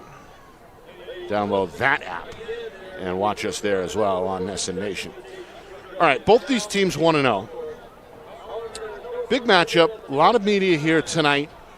A lot of focus on these two programs, both considered Division I contenders, and the gloves were off when we kicked off at 6:30. Bedford on the opening drive chewed up over half the quarter before Bennett Matthews hooked up with Bryson Durso on a 6-yard strike to give the Bulldogs their first lead of 7-0. South came right back down the field, aided by a few Bedford penalties. Cody Jackson on a 3rd and goal hooked up with Colvin Levesque from 2 yards out to tie the game, and that was our score after 1 quarter of play, 7-7. Matthews sets up a short field following an errant punt return by South, the first half's only turnover. Gave Bedford a beautiful 1st and 10 at the Purple Panther 12-yard line, and that's all they needed. 1 play, 1 touchdown run for Bennett Matthews, who threw for 2 touchdowns in that first half. We'll get to the other in just a moment. Again, South had the answer. Ensuing drive, nearly 5 minutes into the quarter. Sam Levine on a 3rd and goal ran it in from 2 yards out. 14-14 with the successful extra point. And then inside the final 5 minutes or so, Bedford, following a rare Nashua South penalty that gave Bedford some new life, well, they get a 29-yard touchdown connection from Matthews again to Durso. So 21-14. Bedford is set to kick off here, so South will have a chance right out of the gate to try to tie this game. But so far, it's really been an even feel to this game. Both teams well matched, at least through the first 24 minutes. You said it, Nick. It's an even feel, but it's a 21-14 Bedford score over South, and you have to go in and break it down. And everybody's going to have their own opinion of why. But to me, the 2 plays that really affected this game, the obvious play is the fumble on the punt return down in their own zone. They run it in the next play. There's 7 points right there. That wasn't even earned in the sense that you're earning a drive down the field. Credit to Bedford. It was earned in that sense that they're down there, they covered well. They did what they needed to do, but the fumble happened from the Panthers. The second thing is the offsides when Bedford got the ball with about 1:58 left or 2:07 or whatever it was. To me, that was a huge one because how you close the half is really, really important. You got a deadlock here, 14-14. I would argue without those 2 plays, South could be up 21-14 instead of Bedford, possibly even 21-7. I doubt that. I just think it's that tight between these 2 teams. But those are the 2 defining plays from the South perspective that I see that why they're down a touchdown here. But Good play by both. These are excellent football teams. Excited to see what comes out in the half. We can talk about keys at any point you want. Some unofficial numbers from that first half. Bedford senior quarterback Bennett Matthews, 81 yards through the air on 7 completions, 2 touchdowns, and another 43 yards on 8 carries on the ground. His favorite target was Bryson Durso, 6 catches, 71 yards, and again the 2 scores. And on the ground, Brody had 10 carries, 48 yards. Good job by South. South on the other side offensively got a productive job from Cody Jackson, 7 completions, 79 yards, including a 2-yard touchdown toss. And Sam Levine, 26 yards on 5 carries, 1 touchdown. And Josh Tripp is South's leading tackler with a handful in that first half. Yeah. Let's talk about the second half. Maybe we get a little break here in between, Nick, because this is a really good strategy to think about here. Short kick, returned by South's Ryan Jansen, who looks for the sideline before he spun out of bounds. Not a bad return, about really. the 43-yard line, and that is good starting field position. Steve, quickly, some other scores from around the state. Exeter and Portsmouth are tied at 7 late in the first Are you quarter. surprised? I'm not. No. Both teams looking to stay unbeaten. That's great for the East Conference. Winnicott with a 12-7 lead over Timberlane at halftime.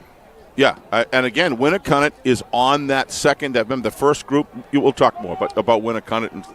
I'm not surprised at that either. I don't want to get you too fired up here. Nick, I mean, when I start hearing these close scores, I just get all excited. 12-7 there, Winnicott over Timberlane at halftime. How about this score? Londonderry 6, Concord 0 at halftime. Yeah, I mean, everybody's been saying Concord's good. It's just I was a little surprised at the score last week, to be honest, but here we go. Got a 1st and 10 as Levine tumbles his way across the 40 up to the 41-yard line for a gain of 4. Yeah, keep firing him. All right, we go to Salem and Alvern. Right now, the Blue Devils flexing their muscles late in the second quarter, 28-0 over the Broncos. Steve Abraham brings a great team every single year. They're tough. They're Salem. Division II, Plymouth with a 22-6 lead over Kennett after 1 quarter. Meanwhile, on 2nd down and 6, this time Bedford is ready as they stuff the hole. Only a yard there for Levine. 3rd down and 5 coming up. Other D2 scores, shutting out Merrimack Valley through the first quarter anyway. 14-0 Falcons there.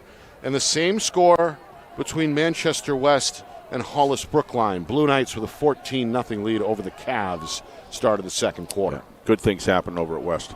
Is Manny quarterback? I bet he is still. Given the, I don't think he played last week and he played well. Yeah, he's a good. Not sure on little quarterback. Injured starter Gio Doria's status. Gio special player. Meanwhile, a connection through the air. Levesque with another catch. Helton with the tackle. But a 1st down for Nashua South, just shy of their own 48. Nice call by Coach Porter's staff there. Very good call. Doing a good job reading upstairs here. Reading from upstairs. 5-yard completion. South will keep it spread. That's been the look tonight. Bedford 3 down lineman. Jackson keeps it himself. Hit. Spins down to his left across midfield to the Bedford 49. Jackson, if you're going to look right here, you look at the handoff and the decoy. He just does a great job. You know, he got 4 yards. Take that on 1st down. Anytime you can have a high percentage play and grab 4 yards on 1st down, begins to open up the playbook a little bit. You like to get 5 or 6, but you'll take 4 anytime. Meanwhile, Cam Santos has been busy in the middle of that Bedford defense. Another tackle for the Bulldogs. Oh, good move Here's outside. Fish in the flat, going to dive his way up the sideline. Should say down the sideline. He's down to the 42, and that is very close to another 1st down. Yep. Well-designed play, but the big gain of that was he decided to go outside. Watch him read this block. He sees it, and he sprints outside. Otherwise, number 6, who's done a lot of damage on offense so far. That's Durso defensively for Bedford. He is impressive. And that was a good move, good choice there to go outside and sprint. Bulldogs bring the blitz. Levine runs into the teeth and is rejected. Both of these second lines and are third good. effort is Levine refusing to go down. He's run angry tonight. Yeah. But all 4 starting, the 2 defenses lines and the two offense lines of both of these teams have just there's a war going on there. They're both very, very solid. No gain on that play. Both of these teams are proving, this is what you want. You want to see some of the top brass play each other, and they're living up to that so far. Coach Porter hoping his team can get down to the 32-yard line and avoid the blitz. Jackson to his right, scrambling, still has it when he's met at the sideline. Hell of a play. Wrestled out of bounds by 51. Drew Benjamin. Yeah. You mentioned Bissonnette. He was also in pursuit. Watch on replay here the speed that Benjamin has. Very impressive. Watch the speed. This is Cody Jackson he's chasing down, by the way. Look at that speed. Closes the gap. Shoots the right angle of attack. That's good defensive ball right there, folks. That's Bissonnette's second sack tonight. Now watch him. Watch him come out of the blue. Bang. Wow. Controls the outside. If he's going to miss, he's going to miss with Cody turning back inside. That's good tackling right there. 2-yard loss, 3rd down and 12. Jackson going to air it out. He's got him down the middle. He's got him. And this one knocked away. Yeah. Incomplete. Helton in there on coverage. The intended target was Tripp. Not sure if the senior got a hand on that or not. That's just so respective of what these guys, we talk about and Bennett Matthews on offense all the time. But the defensive capability and the good football acumen. Yeah, look at that play. That is that's first rate right there. Full extension on the effort by Helton. Yeah. And I believe he did get a piece. So if I was Rutgers, I'd be excited. I'd be looking at some two-sport athlete there if you could get him. A little bit of Bo Jackson action. Committed, as we know, to play lacrosse for the Scarlet Knights. Yeah, he's a good player. 4th down and 12. Nashua South is going to punt. And this one is a high skier off the right foot of punter Preston Boys. It rolls down the sideline. Fabier very favorably for Nashua South. They leave it alone at the 12. So that is where Bedford will take over as the offense hits the field for the first time in this third quarter with just over 3 minutes gone by. Yeah, Bedford scored last in the first half. If you're South and get the ball, you really wanted to get something out of that. But, if you can't score, you want to put Bedford deep. But this defense has got to stand tall right now because a two-score lead, Nick, in a game like this with these two good teams is going to be hard to overcome, in my view, unless there was a mistake or a fumble or a turnover or something like that. But this is a big test here for the defense itself. 2 backs are back with Matthews, and he's going to give to one of them. Look out, Helton up the middle. Shot out of a rocket there, a 13-yard carry. That's Helton's longest tonight. Again, Brody, one of the more explosive backs statewide, maybe the guy to watch the remainder of the season. Held by his standards. Yeah. 10 carries, 48 yards in that first half. No question. If you told me that Brody Helton was held to 40-something yards first half, I would have said that South has done extremely well, which they have. Good thing number 10, John McDevitt, was able to run him down because if he didn't make that tackle, he was gone. McDevitt, second stop tonight. Helton, back-to-back carries, and he tumbles upfield at the 30-yard line. Yep. 3-yard stop there. Met at the edge by Cole Patno, his third tackle tonight. 2nd down and 7 coming up. 4 minutes in, third quarter, 21-14 Bedford. Bulldogs have not trailed tonight. South tied the game twice in that first half, but trailing here early on in this third quarter. Moving at a pretty quick pace for primarily a running offense tonight. They're doing it all, but it's primarily a running attack. They're moving. The pace is fast. Oh, he's got a good turn outside shake right and there. Bake, first down and then some. Made 2 men miss before he's finally dragged down by Ray Karuru. Yeah. Another big run play for Bedford. Brody Helton loves that. Licks his chops when he sees using him as a decoy, and then all of a sudden you have to honor Bennett Matthews, and that he's a smart runner. He knows if Bennett Matthews succeeds, he's going to succeed, and vice versa. That's just great athleticism. Look at that. Look at those jukes.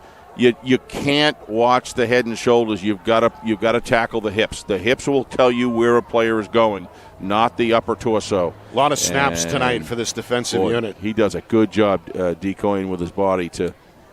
And as we move forward here, midway through this nice third slide. quarter, Helton Finally brought down by Tripp.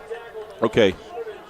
Watch. And Goncalves on the tackle. Watch Brody Helton at his best right here. This is why he's the runner that he is. Watch the quick left slide step. Boom, look at that. He just has incredible vision. Talked to Jimmy Lozon at the Jamboree quickly, and we were just kind of like just talking about him and his play and his style and his skill and his ability to have vision down the field is something that's extremely impressive. But that slide step, whew, that is hard to stop. Recognizes blocks before they even happen. 2nd and 2. Play fake, throw, Helton in the flat, cuts up the field, runs his own man over before crossing the 40, sidesteps to the 35, and is finally brought down out about the 33-yard line. Another big gain for Bedford. This one of 15 yards through the air officially. Well, he's going to leave that 40-something yards in the first half in the dust if this continues. This is just good offensive running. One thing, let's just not take away the blocks that he's getting as well, Nick. The Bedford offense now all across almost looked like they were challenged to step up, and they were good in the first half, but the blocking downfield and out in the by the receivers is just very selfless and very effective right now. 1st and 10. Handoff, Durso out of the backfield. Wow. Steamrolls his way down inside the 25. Now, I got a sense from Coach Matthews that Durso's probably going to be the running back next year, right? I mean, if he runs like that inside, Nick, that just tells you everything you need to know. Well, we know what he can do as a receiver. Tonight, 6 grabs, 79 yards in that first half. Yep. And adds this impressive drive. A 9-yard scamper on his first carry out of the backfield. Very impressive drive here. Bedford coming off the line of scrimmage extremely low, very, very tactically sound. Meanwhile, South's going to blitz here. Yeah, he's got a hole. He's got Matthews a hole. Nope, to his right. Yep. McDevitt and company are there. Although he only needed, Steve, about a yard, and that's what he got. It's a first down for Bedford. You want to see a hole that get closed immediately. Just take a look at that. What happens on this play? You're going to look here now. Watch. Look at the hole on the left side. He chooses to go right, and look at South close that hole so quickly. Tom King, it was exactly right. This is a good defense. No matter what happens tonight, if they're able to keep it close or win the game, doesn't matter. They got to keep playing defense like that, Nick. And now you understand why they had such good success against Malden Catholic. At what point, Steve, are you concerned about potential fatigue with this defensive unit? Well, they've been on the field a long time. That's one of the things that you see with Brody Helton and this attack with Durso now. Now you got them both. Look at Durso lead block. They're going to demolish the edge, and Helton is going to jump cut his way inside the 15. Well, if you've been obviously seeing what I've been seeing, Nick, it's just a little bit of a breakdown on the defensive line. They're getting the angle blocks. At some point, Nick, you just have to you have to force them to do something that they're not as comfortable. The problem with Bedford is they're comfortable in pretty much everything they do, and Brody's a spark plug. Yeah, he lost his word. Lost his helmet. Had a word for Jordan Tripp. Yeah, I think he'd run all the way. Tripp, rather, over there on the sideline. Two great athletes. They a lot of respect there on both sides. Yeah. But, boy, I'll tell you, look at him tackling high. You just can't tackle Brody Helton that way. You've got to get down and get whatever you can get of that lower torso, and arguably right down by the knees to the ankles, Nick. You're just not going to bring him down. He's going to run right over you. Much easier said than done. Yeah, no, I know, but even if you do it right. Yeah. Meanwhile, Durso on 2nd and 2. Well, if you're looking at a mountain, I didn't say it was easy to climb over, but you're not going to get to the other side unless you do. So You have to recognize, almost talk to yourself, if number 21, arguably number 6 even, has the ball, number 13 has the ball. This is a real good triple threat that Bedford's showing they have. You are not going to tackle, especially Durso, but most importantly, Brody Helton up high. Matter of fact, they try it with Bennett Matthews, but because of that athletic move and that agility, he's going to juke you. You've got to watch the hips and tackle down. 3rd down and 1. Big play coming up here. South needs a stop. The football is at the 12-yard line. Matthews taking his time. He's going to back to each side. South is going to blitz. Matthews is going to run right, get hit, and is knocked down, I believe, short. Yeah, that's not working. Goncalves and company are there, and that is a huge stop to set up a fourth down. I think you're right, Nick. I don't think it's a first down. I think you're right. No gain for Matthews. Wow.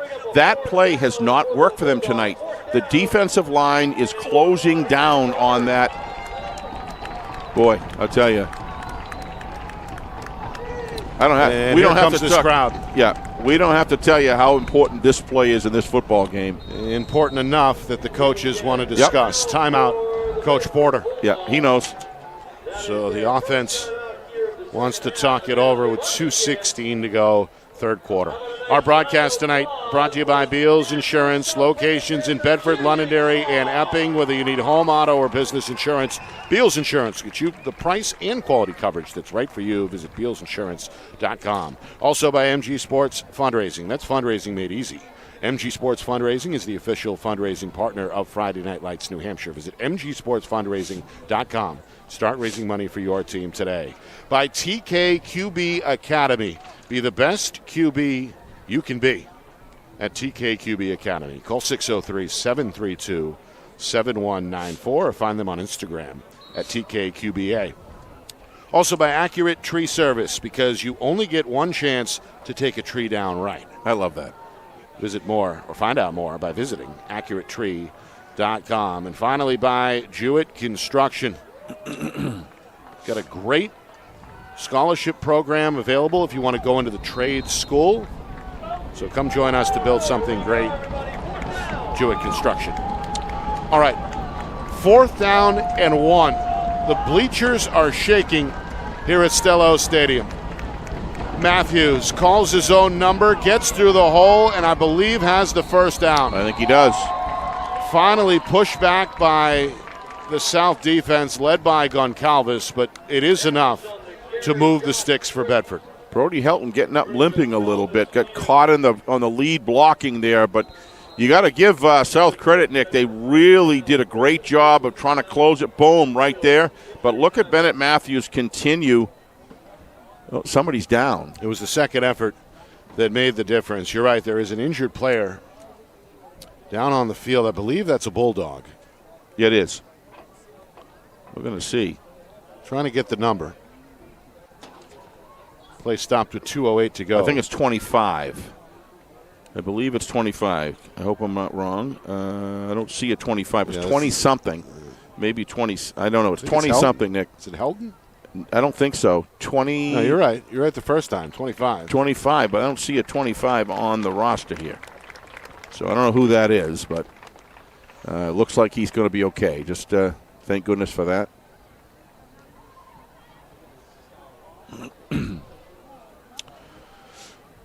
Yeah, he's still hobbling off. I think that says 25, Nick, if I'm not mistaken. And you're right. There is no 25 on our roster up here in the booth. But well, that was last week, so maybe things changed this week. Actually, that was the Jamboree, right?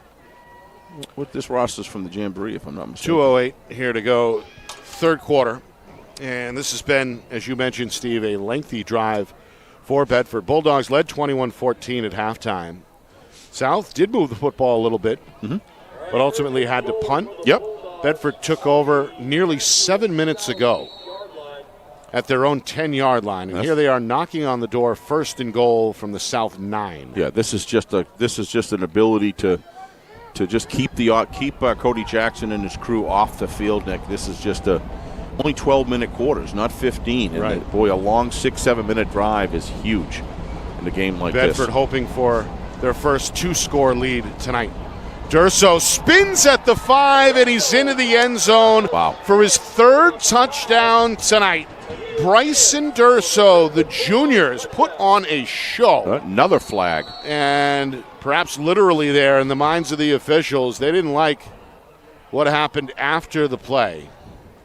And this may be excessive celebration. Well, we're going to see. Sticking my neck out here, but we'll see. First of all, tremendous run. Just great blocking there on, who is that? That's number 71 there.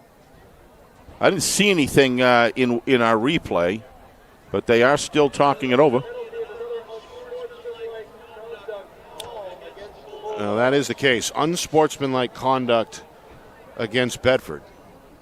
So this might be some chippy words going on there, and who knows? It could be anything really. I didn't see any celebration by Durso. Did you? I didn't really see anything that stands out. Certainly to me. nothing we haven't seen before. Yeah. But I imagine, Steve, that penalty will be assessed on the upcoming kickoff, correct? You and I go at it more than that in the end zone after the game and when you hold back scores from me, things get a little chippy then because Nick likes to hold them back to the end there. Oh, yeah. And if I go on my phone and start doing my own searching, that's forbidden. That's forbidden. So I'm kind of left with no option but to, Now, you mentioned it. You're gonna have personal to wait, foul. Like the rest of the audience until the post game. Nick, what are those games? Got to build that drama. What are those games that you read off, and specifically in D1? What games stood out to you? Probably the Londonderry Concord Agreed. Yep. game there. Agreed. Yep. That's a 6-0 Lancer lead at halftime. Yep. At last look. Yep. I think Salem making a statement a couple weeks in a row here. They're going to go up 2-0. That's. By the way, speaking of 2-0, I'd like to see them. Speaking of potentially 2-0, Nashua North with a 14-0 lead over Goffstown. Yep. They were winners in their opener last week against Central. What was the score of that? It was pretty close in the first half, right? North Central last week? Final score was 31-7. Right, but I think it was like 14-7 or something in the first half, wasn't it? 13-7 early third quarter was the last. That's quite a run. Then. That's quite. Yeah, that's what I meant. Air. That's quite a run. But let's not confuse everybody. Too many scores at once. We'll get to all of them after the game, and we promise that there could be some alarm bells going off, perhaps some potential upsets tonight. Well, I predicted last night, Nick, I predicted Bedford would come out in the second, in the end of the half of the first half, early third quarter. This is a little later, 28-14, but I figured that I just had that feeling that it would come out. We'll see. I also predicted South to come back and close the gap and be within distance at the end. But if they're going to do that, they've got to come down. They've got to get a good offensive drive going here and get in the end zone and try to. I mean, these quarters go quickly. We've got 13:42 left in the game. Right. So I'd say the time is now. Yep, absolutely. Nashua South, trailing by 2 scores for the first time tonight. One of the keys to the game for me was ball security, and Bedford has done a fantastic job with ball security tonight. No fumbles. No turnovers. As of yet, no turnovers. Only one giveaway for South, and that came, as we mentioned, on special teams. Yep. Back in the first half. Fish going to scoop this one off the bounce and fight his way across the 45. Yeah, not much he could do there. The ball had kind of, whoop, another flag here. Yep, coming out late. What in the world is going on here? This one looked like it was away from the ball. Yes, it did. As Raymond Karuru had to be hauled away by his teammates there. Who's this on? Little discussion out there. Again, it's been a tough night for Bedford penalty-wise. 54 penalty yards in that first half, several personal fouls. And if this one is against the Bulldogs, it's not going to sit well with Bedford head coach Zach Matthews, I'm sure. That's against South. Okay. Yep. May have been against Karuru there a few seconds after the play. Well, when you're down 2 scores and it's it's the 1:37 left the third quarter and you're behind, you don't want to be forcing yourself to go. You can't make a penalty like that. You need.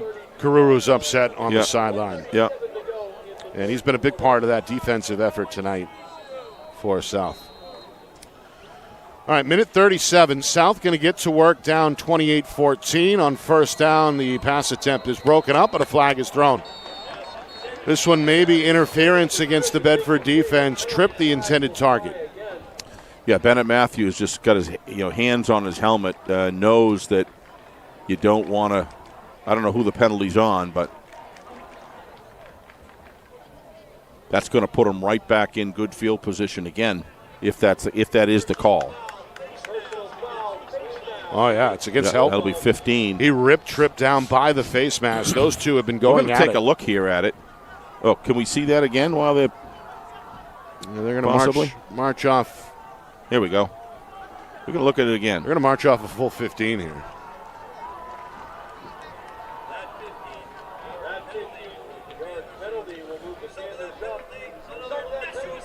Oh, yeah. Boy, yep. So no things doubt about getting that. chippy Yep. down on the field. South, Yep. they committed a 15-yard penalty on the special teams play, and Yeah. now we see one defensively against Bedford. Screen for Fish on 1st and 10. Oh, he Makes got it two open. men miss before he's cut down from behind. Down to the Bedford 44-yard line. Start seeing your linebackers coming out and downfield like that, Nick. That means they're into the game. Number 51 for Bedford, It's Bissonette. Alex Bissonette. He is playing terrific tonight. 5 tackles, 2 sacks for Bissonette. Here's Jackson going to escape the pocket to his left, throw off the back foot, and find Fish along the sideline for a first down. Yeah, they're going to say he caught it. No instant replay here. 14 We have it yard upstairs gain. here. We'll find out. Here we go. 14 yards. Jackson coming alive on the drive. Fish has been his go-to guy. I don't know. That looked like a catch to me. 5th grab for Fish, including the second of the drive. 1st and 10 South. Jackson looking over his shoulder at Coach Porter, now giving a signal to the troops here. I like this kid. He's a good quarterback. 4 receivers set. Look at that. Screen. Levesque. Durso on him, makes him miss. Matthews will tear him down at about the 30. Close to the line of scrimmage, a 1-yard gain. And that may or may not be the final play of this third quarter. We're down to 10 seconds. But they're moving the football. If they can next 2 minutes or so get in within one score, this game could get interesting. For the third quarter, Bedford extends their halftime lead from 14 to 14 points here. Costly, false start. That's a costly penalty, Nick. You're 2nd and 9. You're down getting towards the red zone there, and then you do a false start. Now you're going to have, 2nd and 14. That's a big difference. You got to stay disciplined. I believe that's going to come at the end of the quarter. The officials have not indicated what's about to happen. False start. That is the end of the third quarter. So we will take a break and come back with the conclusion. Does Bedford hold on, or does South come back? We find out next. You are watching our Friday Night Lights New Hampshire Game of the Week, presented by Beals Insurance.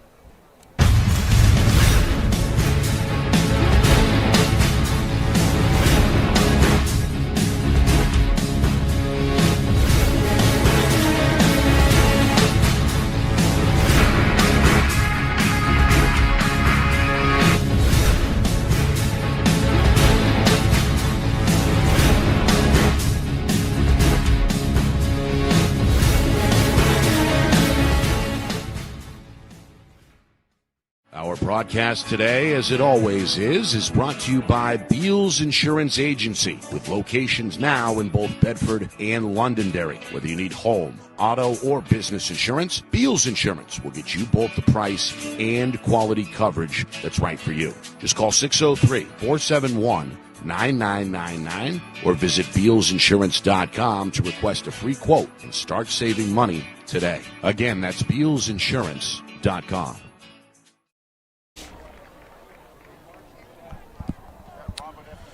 We're starting the fourth quarter. Bedford is up 14, but South threatening to make this a one-score game yet again. Nick Anastas along with Steve Beals in our Friday Night Lights New Hampshire Game of the Week. Well attended here, Week 2 matchup. As you can see, the South student section has had the feel of a prize fight. I know it's early September, but two very good teams with very high expectations colliding here in week number 2. Here's Jackson along the sideline on 2nd and 14 following the penalty. Makes his way down to the 25-yard line for a 9-yard gain. It looks like Jackson took a pretty good hit there from the side, but he's not interested. He's got a football game to manage here. Watch him. He kind of goes and he turns right, turns around, and then got bang, crunched. right there. He got crunched pretty good. Santos' 5th tackle, and Bissonette his 6th. Those have been the leaders defensively tonight for Bedford. 3rd and 5. Jackson, he's got time. Now slips a bit, gets back to his feet, and escapes before getting pounded by Helton High. That's going to be a 15-yarder. Markers. That's a 15-yarder right there. Wow. Helton continuing to chirp. Jackson's okay, but a big hit there, and that may have extended the drive. Yeah. Oh, there's no question about that. Yeah, I think they're going to get him for a high shot. And again, Helton has been very active with several of these opponents Let's tonight. look at the replay here. You're going to see the problem is he's in the grass, so he's kind of in a vulnerable position when he gets in the grass here. He's in the grass there, and then wicked headshot right there. Yeah. Was brought down by Brennan Krause. Oh, that's targeting, so that's going to be.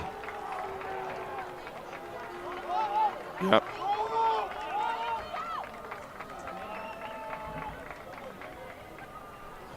Well, the crowd calling for his ejection. Helton still on the field. It's his second personal foul of the quarter.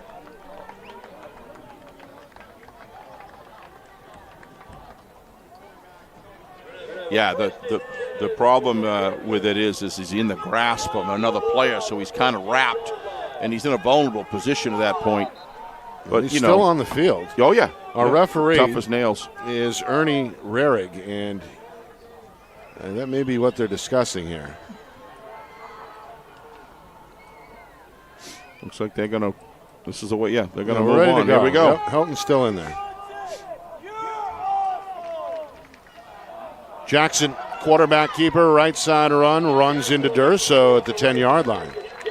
That's what they want. You want that 1st and 5-yard gain right there, Nick. Yeah, you got 2nd and 5, or long 5, maybe 2nd and 6, but.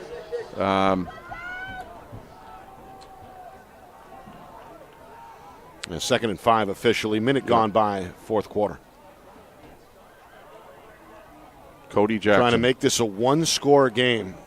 Jackson looks left and now meets pressure from his right and is sacked. Terrific job by number 55. That's Braden Calkins who comes in and finishes him off. Huge way play. Back at the 23-yard line. That's a huge play to hold on like that. It's a 13-yard loss on the sack. I thought he was going to break it, but Calkin just hung on there and kind of twisted Jackson to the point where he just couldn't. He lost his footing. That was just a terrific defensive play. So now 3rd and 18 from the 23. As South needs to get to the 5-yard line to pick up the first. Play action. Again looking left, now running left. Jackson throws. He's got a man. Caught. Touchdown. Wow. It's Levesque. Able to sneak open at the tail end of that route. Yeah, Coach And Jackson extends the play long enough to find him. Touchdown, Nashua South. I believe the defensive coordinator, now Coach Matthews is going over, saying he went across the line of scrimmage. So I don't really know. Yeah, they're arguing that he threw it. Yeah, can we take a – I apologize. The line of scrimmage – uh-oh. I didn't see the flag come out. Nor did I. But that is going to be the call, Steve. You're all over it. Coach Matthews was all over it. And now the officials are going to concur. So a penalty wipes out the touchdown. Wow. Big play of this game right there. They're going to take it off the board now. As apparently What Jackson a big was play. just beyond the line of scrimmage when he let the ball loose. Okay, we're going to see it right here. Okay, he let it go at the 21. And they snapped it from the 23. So defensive coordinator was all over it. So now another 3rd and long. Left side throw. Tipped and then dropped. Tripp almost pulled it in at the 11-yard line. Yep. But an incompletion. And now 4th and a mile. South. We're going to bring on, I believe, the field goal unit. Or was that 4th down? Well, they've got was it a loss of down on the the ineligible you lose pass. you down. So that was 4th and long. Bedford's taken over. Incomplete, and Bedford's offense comes on the field. Bedford holds strong. That was a great play by Cody, just over the line of scrimmage. That would have changed things incredibly. No. But Bedford holds on here with their defense. Overcame 2 personal fouls, 30 yards of penalties right there on that alone, right? 15 for one. Yeah, 15 for both. And 15 for both. So 30 yards, and they're still able to hold on. So they've just got key sack there. Yeah, key sack. That was the one right there. That changed it. Braden Colkins. Well, they got caught on the short field there, and there's just not a lot of room to defend, so there was just too many defenders. And now Bedford back to the grind. Quick strike. And a great run after the catch. Going to produce a first down. Durso again. Was it? Yep. That was Durso, yeah. But who was the one that Calkins?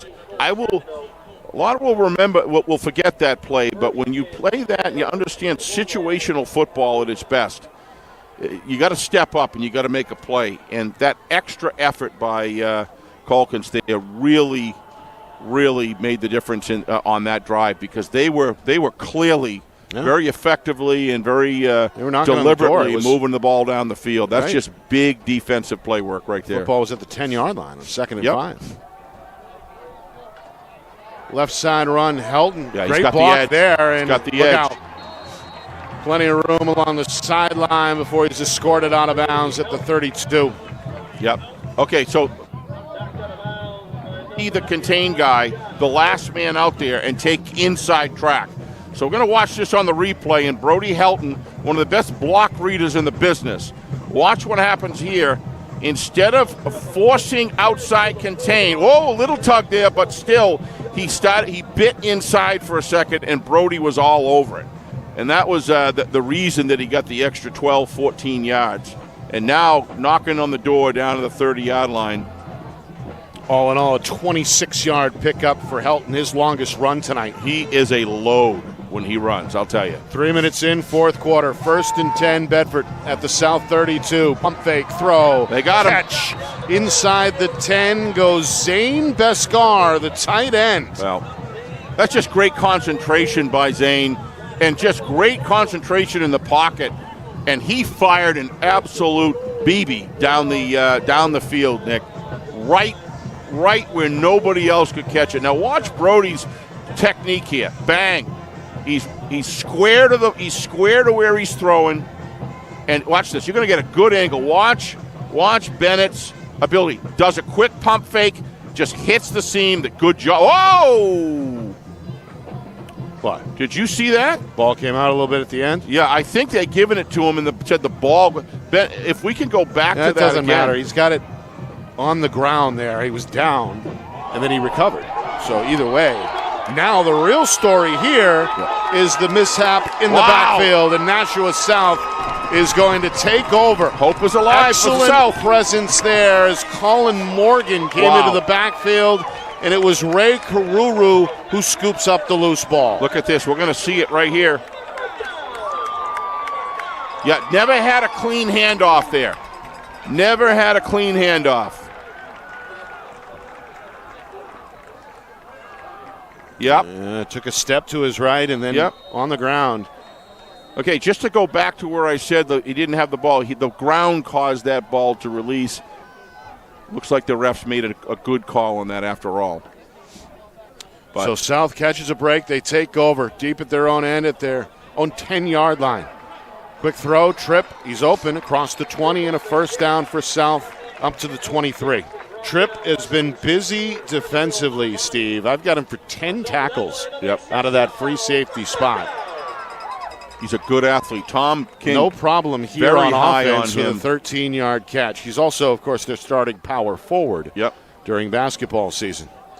Looking, throwing, Jackson down the field, and this one is bobbled and dropped by Levesque along the sideline, incomplete. Tremendous job by Levesque to turn the other way. That's not easy, but unable to hold on here. Watch this pass by Cody Jackson. Turns inside. He's got it, just can't hold on. He would have been down around inside the 30-yard line, probably around the 25, before they would have been able to bring him down. You could see him coming across there. That's the kind of play that they needed at that time. Well, did a nice job twisting his body, as you mentioned, with the ball in the air. Really surprised they ran the ball there, Nick. Couldn't quite complete the catch. And you're right, South stays on the ground here on 2nd and 10. They carve out about 4 yards with Levine, but 3rd and 6, and that clock ticking inside of 8 minutes. Yeah, I mean, to me, you're just in a passing situation. You're down by 1 score, I get it, but you're down by 2 scores there. You've just got to put the ball in the air, especially with the talent that you have in your quarterback and receivers. But Well, they're going to stay in no huddle at least. 2 receivers each side. Jackson looking. Runs right. There's a flag on the play. Going to get a hold. And big hit along the sideline again.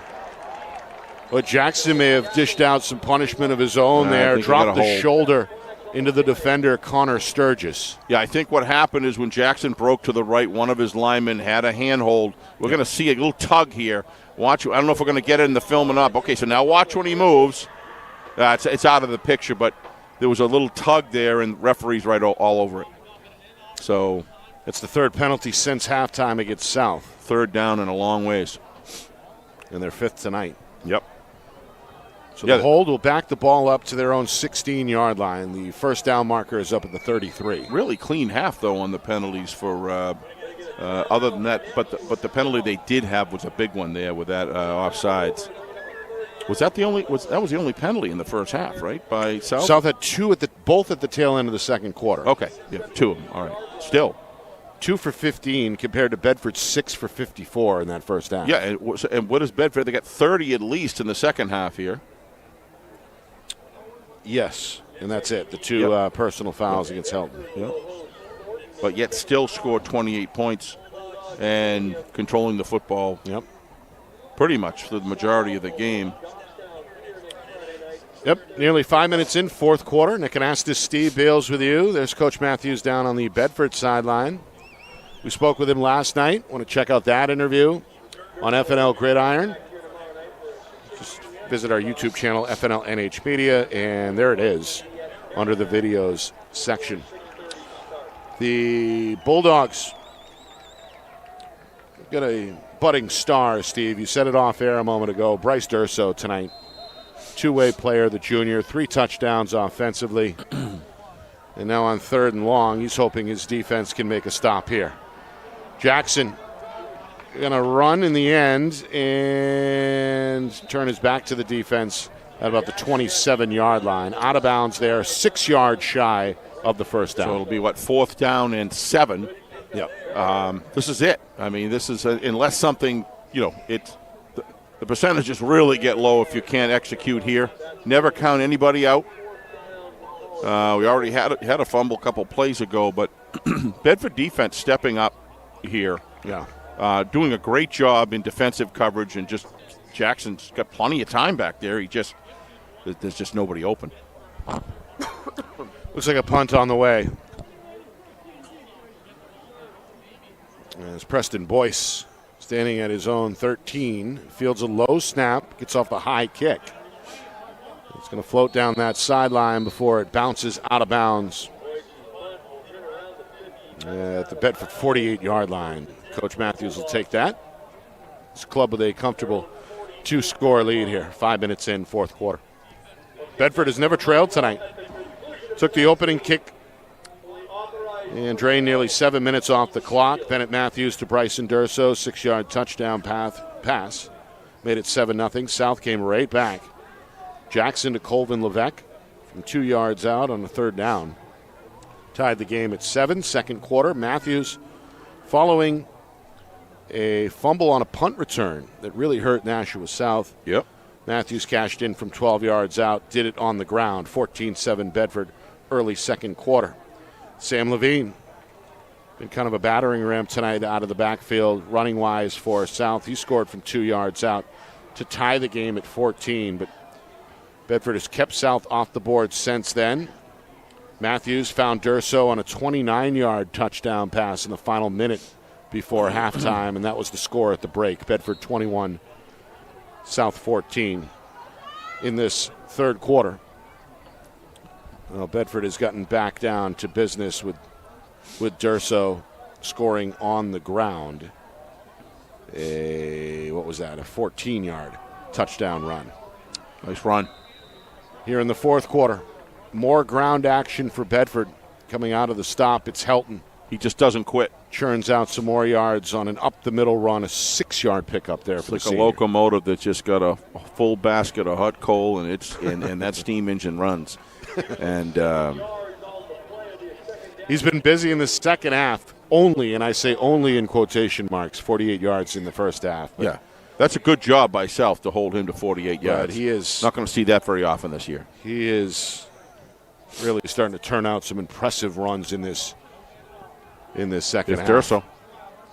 Durso on a stretch run. Goncalves is going to spin him out of bounds and draw a flag. Boy, I don't know. That's a tough one right there. He's hanging on for dear life. I'd like to see this one again. That I get it. To me, he was on him kind of getting carried through. He's got to finish the tackle. I think the officials are keeping everybody on a short leash. Yeah, but I want to take a look at this one again. I mean, number 44, inbounds right there, right? Right there. I don't know, Nick. That's just a play finishing that you can't stop.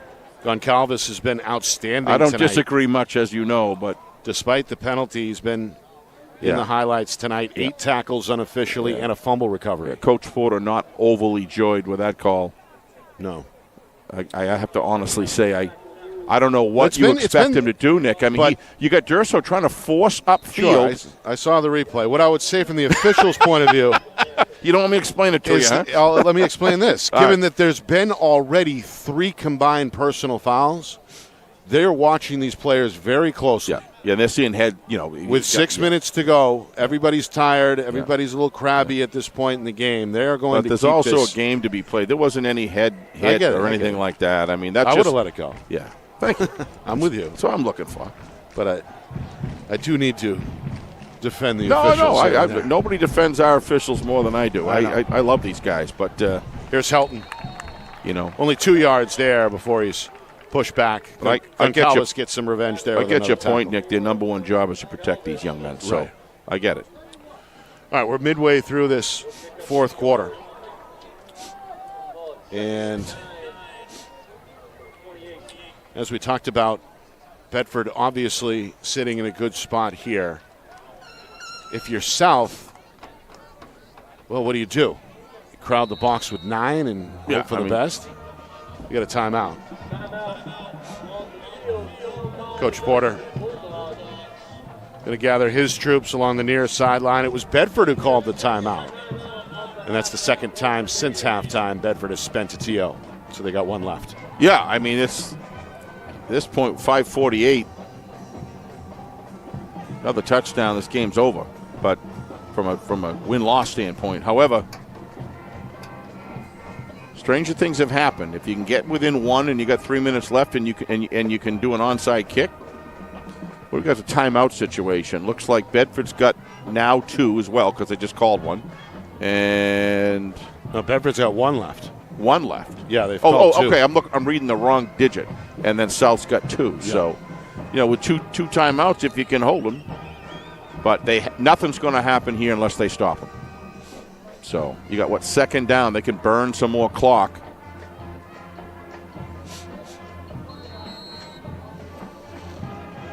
Well, win or lose, South is going to play on this field next week. They've got Goffstown on the schedule. Bedford faces the Grizzlies in 2 weeks.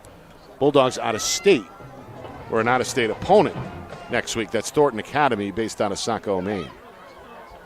This guy is fleet of foot. He's got all the moves. It's Durso again. He is a weapon. It's hard. Like, I came to this game, obviously I heard Coach Matthews talk about Durso last night, obviously very positively. But you kind of say, okay, good junior. And I come in here thinking that Bedford's going to be strong with just the Bennett Matthews, Brody Helton attack. You throw this guy in the mix with an offensive line that's getting it done, this is going to be very, very difficult offense to stop. Been a bit of a coming out party for the junior tonight with 3 touchdowns and doing it on the ground and through the air. Meanwhile, speaking of the ground and the air, here's Matthews, the quarterback. Yep. Continuing to show us what he can do in the run game. He's get this feeling this Bedford offense is very much wants this third score. They want to make a statement. This game has been very, very competitive from the standpoint of physicality and chippiness and all that, understand it. They want to make a statement here when they leave. Yeah. inside of 5 minutes, fourth quarter. 2nd down and 1. Helton, it's a good cut again, lowers the shoulder to the 5, and he's got the first down. Yep. Going to mark him at the 4 after a 3-yard gain. Like Matt Morrison last year, these guys play strong and heavy as seniors. Really a couple of bulls with tremendous – they have their own individual talents, but both Matt and Brody Helton, Matt last year, Brody Helton this year, plant the step as good as anybody and turn upfield. Just about to say that. You can see it. Yep. When that back foot is planted and it zigs. Yep. When other players are still zagging, Yep. it's fun to watch. You mentioned Morrison. He was obviously the player of the year last year in the minds of many. The Pinkerton standout. Scored, 4 touchdowns against Bedford in the semis, and then 5 more against Londonderry in the final. Coach O'Reilly used that Matt Morrison with precision in that championship All right, almost another lost fumble here. And it once again occurs on the handoff. Matthews to Helton. Ball ends up on the ground. Helton does cover up. But it's going to cost Bedford a few yards. They're back to the 8-yard line. 4-yard loss.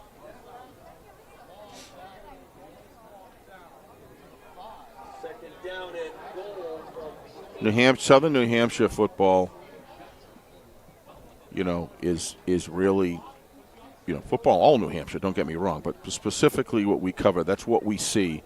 And the level of play just continues to elevate year after year. And the parity that we're getting when you read off some of those scores, Nick, at least as far as the first half, these last couple of weeks have been just there's a lot of teams that are going to be in the mix. Yeah, strong middle class, so to speak, in Division I this year. Back throw, interception. In the end zone, that'll come Tripp. out. Able to snag it overhead and then drop one out of bounds, they're saying. No, we're going to see that here. 1 foot in and 1 out, according to the officials. But you're right, the replay on the way. Tripp has been a standout defender tonight with 11 tackles unofficially. Almost adding an interception here. 1. Oh, he's out of bounds. Yep. Yeah, he's out of bounds. Still a heck of an effort. Yeah. And now a 3rd and 8 coming up. So 3rd and goal, I guess, from the 8-yard line. Yeah, you're going to we see get it one right more here. look there. Steps up. Well, you're not going to see it there, but well, either way, Bedford looking to basically put this one away if they can score here. Well, they're burning all the time that was needed to make a comeback off the clock here, and that's what a great running game can do. Just over 3 minutes to go. Matthews, left side, cuts up the field, bounces off of Tripp, and is still alive at the 2-yard line. He's down in. to 1, and into the end zone for a touchdown. That is just that is a statement right there. Unbelievable effort there by the senior, able to drag half the defense with him for an 8-yard touchdown run. Yeah. There's a lot of passion in this game, a lot of pride in this game with both of these football teams. And, you got 4 guys on them. And, again, Nick, nobody is taking out his legs, scissoring his legs. Nobody. If we watch this on replay again, you're just going to see a horse carrying a bunch of guys that are trying to bring him down, but you're never going to get him down on the top side. You've got to get low and take out the legs from under him. Extra no good. Point is no good off the upright. Yeah, First miss tonight for Elijah Todd, who had been perfect. Right. Here you go right here. You're going to see it. Bennett Matthews cuts in nicely, makes a nice slide. But you've got, 3 guys on him, but nobody's going down to the legs, and he's just able to just bull his way in. You just can't win You can't win the game if you're not. Look at this. Nobody's going down. Everybody's trying to wrestle the shoulders.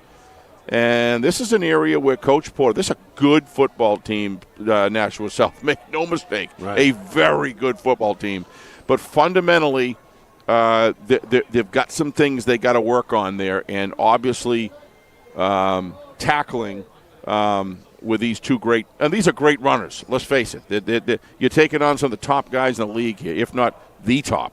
And but tackling is never going to change. 10 years from now, 20 years, it's always going to be you can't tackle high against good runners. And if they can work on that, and Coach Porter's crew will do it.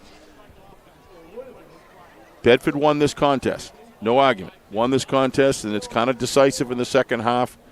They brought it to them. But the upside potential of the South Panthers is very much there with some fundamental work.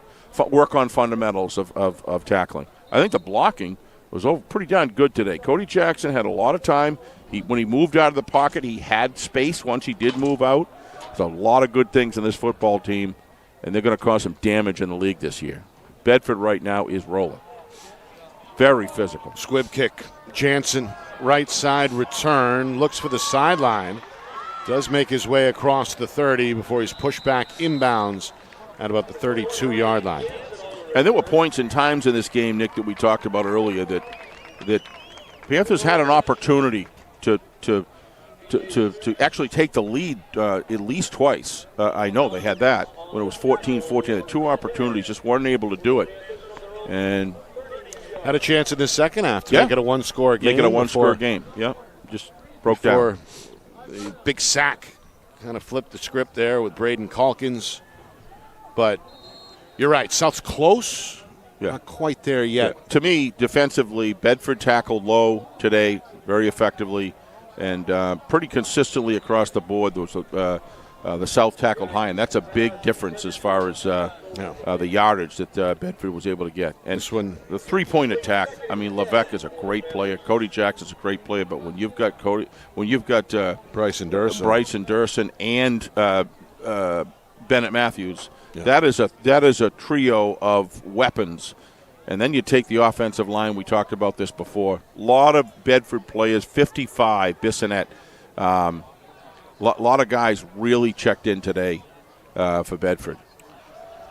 Screen Nice near move. side, and a good run after the catch by Preston Boyce. Results in a Nashua South first down. Boyce has been busy in the kick game. Yep. Handling the kicking and punting duties tonight. Makes a play as a receiver here for make it an 11-yard gain. 2:28 left. They got time. Close the gap here. Second grab tonight for Boyce. 2 catches, 21 yards. Jackson on a 1st and 10 rollout. Good choice. Off down the sideline here. He's at the 35. Cuts it, looking for the 30 before Helton wraps him up at the 4-yard line. I've seen nothing. I'm very high on Cody Jackson, but he needs to run out of bounds there, Nick. You don't cut that inside when you got 3 defenders. Now watch Cody move out. This is terrific work initially by Cody to read the field very, very well. He goes outside, and then you're going to see what happens is he tries to cut inside, and he's cutting inside to traffic. And now the clock's, running. The clock's running. We're inside of 2 minutes. Nice pass. 1st and 10. Floats it out to the flat, and then down to the 30 goes the receiving player. That's Colvin Levesque, who's been busy tonight.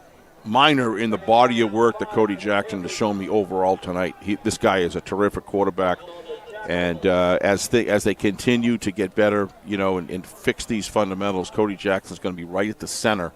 And when you've got a quarterback like that, you can beat the best teams in the league. Bedford's going to blitz on 2nd and 5. It's picked up well. The throw is knocked away, incomplete. Good coverage. Yep. It's like a 2-hand bat away there by Connor Sturgis, the senior. Yeah, Connor Sturgis is another guy that just gets it done every single play, Nick. He's been everywhere tonight. Yep. I talked about number 51 from Bedford, Bissonnette. Bissonnette, Calkins. How about Cam Santos? Cam Santos, another one. He's been outstanding tonight. Meanwhile, 3rd and 5 on the rollout. Oh, what a hit. Get rid of it. He's hit as he throws, and they roll it incomplete. Yep. Number 55. Again is Calkins. Braden Calkins. As he celebrates with Santos, a 4th down coming up here with 1:19 to go. He had that sack.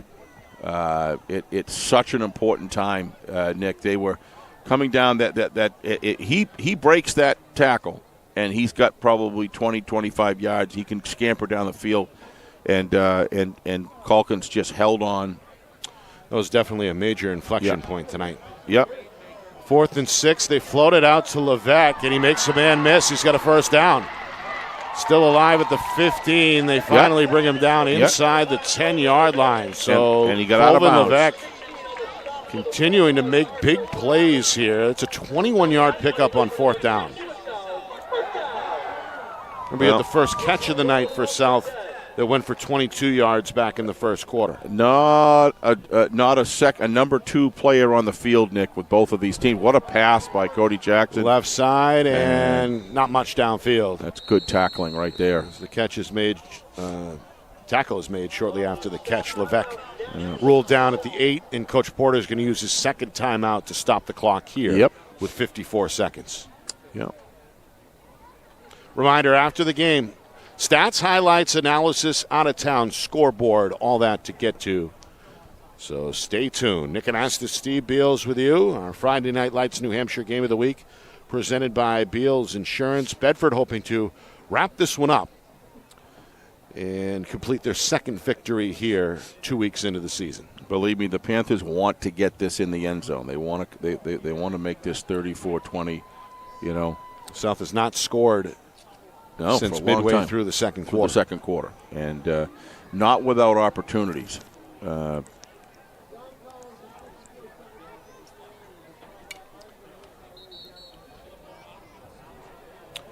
Well, as we talked about, South will return home next week to take on Goffstown. Bedford with an out-of-state opponent next up. That's Thornton Academy. And that is also Bedford's home opener. Yep. Which doesn't come till week 3 this season. I think they were there last year, right? They went to Thornton last year. Yep. All right, out of the timeout, second down. Quick throw, left side, and hit immediately. Bissonette. That's Calkins right there. Oh, Calkins, this Calkin Bissonette. These are the guys, after you get past, Durso, Bennett, Matthews, Connor Flaherty, it's these two guys, Bissonette and Calkins, that just build that middle part of the defense that are just everywhere. Yeah, not much Levesque could do there. That ends up being a 3-yard loss. Well, I think we got a little bit of a preview of that last night with our conversation with Coach Matthews. Yep. Where he talked about some of those unsung heroes. Yep. Kraus being one of them. Yep. Ben is another one down there in the trench. Durso. So I think after tonight, some of those guys getting a little bit of limelight with their performance here. They've earned it tonight.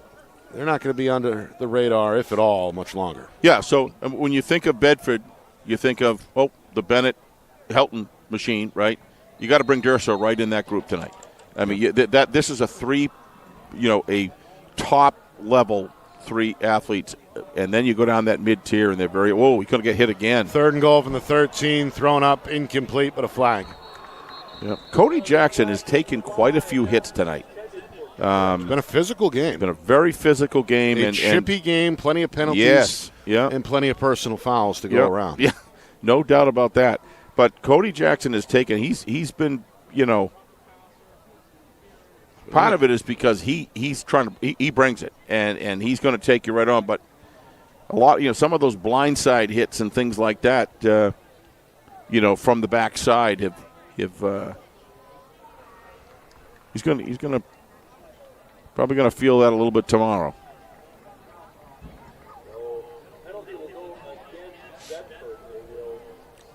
That's going to bring it even closer, Nick. It's against the Bulldogs. So you got 3rd down, and it looks to me like it's on the 6-yard line. Yep, and a fresh set as well. Or they're doing 3rd down over. Oh, look at this. This one incomplete. This is number 16 in the game for Bedford. Yeah, he's done a good job tonight. Remember, he recovered the loose ball. Is it Raskin? No, it's Pavati, 16. He recovered. Oh, there it is. Yep. He recovered the fumble that set up the short field for Bedford in the first half. And he makes a play here on the football to bring up a 4th and 6. Yep. But so a lot of different contributions at key times from a lot of different numbers. Right. In all 3 phases. Yep. Well, the end of the game, you start analyzing the winner, meaning the team. And you start what? I immediately start thinking as an offensive-minded, coach, when I was, Meanwhile, timeout. What do you on the do field with this? You know, this defense is solid for Bedford. Well, the Bulldogs, the number 2 team in the latest New Hampshire Union Leader poll. Yep. Of course, everybody paying respect to Pinkerton, the defending champion in Division 1. You can't argue. Can't argue with that. With that. Astros at 1, Bedford at 2, and I believe Steve South was at 3 going into this game. Yeah. So the other teams in the mix to me are Londonderry, between these two, Londonderry and Pinkerton.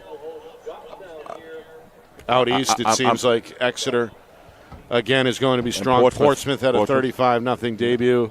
Yeah. And those two are locked in a battle tonight. We're going to get to that score, right, Steve. That's how to leak a little bit. Leak a little intelligence out. Why not? Well, we knew it was close at halftime. Yeah. Oh, yeah.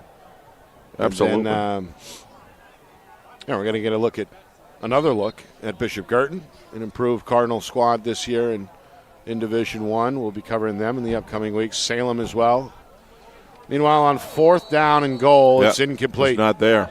Dialing up the pass play out of the timeout, but Tripp unable to pull that one in. Didn't have a lot of time there. The pocket completely collapsed. Yeah.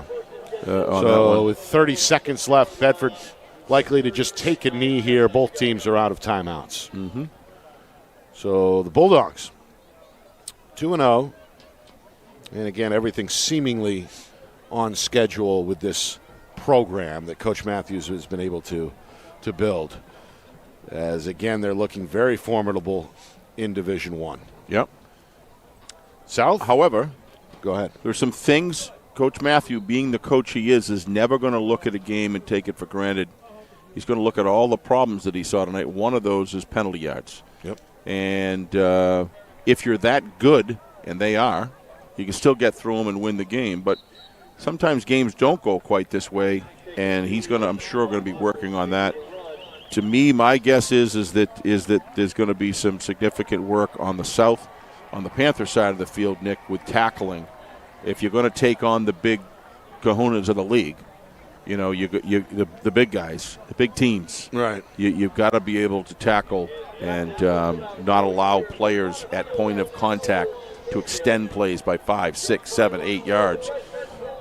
Like Matthews just ran that. You can't have that. It's demoralizing, and they're going to fix it. All right. Good coaching staff here. That's it. 34-14 is the final. Bedford the win. Bulldogs 2-0. South, they slipped to 1-1. Coming up, post-game coverage. Stats, highlights, analysis, some close games to look at with our out-of-town scoreboard. All that next. You are watching our Friday Night Lights New Hampshire Game of the Week, presented by Beals Insurance. Our broadcast today, as it always is brought to you by Beals Insurance Agency, with locations now in both Bedford and Londonderry. Whether you need home, auto, or business insurance, Beals Insurance will get you both the price and quality coverage that's right for you. Just call 603-471-9999 or visit BealsInsurance.com to request a free quote and start saving money today. Again, that's BealsInsurance.com. Maybe it's leaning too close to your home. Maybe it's not healthy. Or maybe you just don't like it there. No matter what the reason is, if you need tree work or pruning, call Accurate Tree Service. They have the right equipment and expertise to properly diagnose, treat, or remove trees, no matter how difficult the terrain. Perhaps simple, careful pruning by our certified arborist is all you need to manage your trees and shrubs. When it comes to your tree care, contact the full-service tree care experts today, Accurate Tree Service, because you only get one chance to take a tree down right. Are you a quarterback who is ready to take your game to the next level? Well, then it's time to join TKQB Academy. Founded by former UNH standout Trevor Knight, TKQB Academy has worked with student athletes from around New England, helping young quarterbacks to reach their full potential. TKQB Academy offers one-on-one and group sessions that will help you instantly improve your accuracy, timing, mechanics, and footwork. So be the best QB you can be at TKQB Academy. Call 603-732-7194 or reach out on Instagram at TKQBA.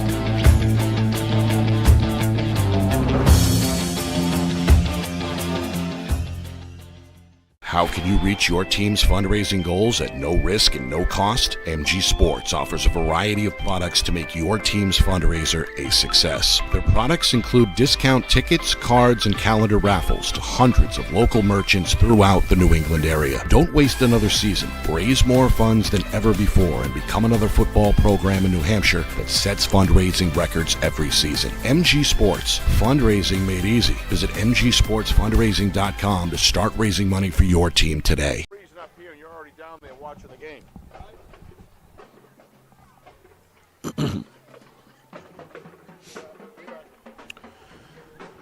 (34-14) is the final score as Bedford improves to 2-0 with a victory here at Nashua South. Nick Anastas, Steve Beals with you. Bulldogs came out looking good.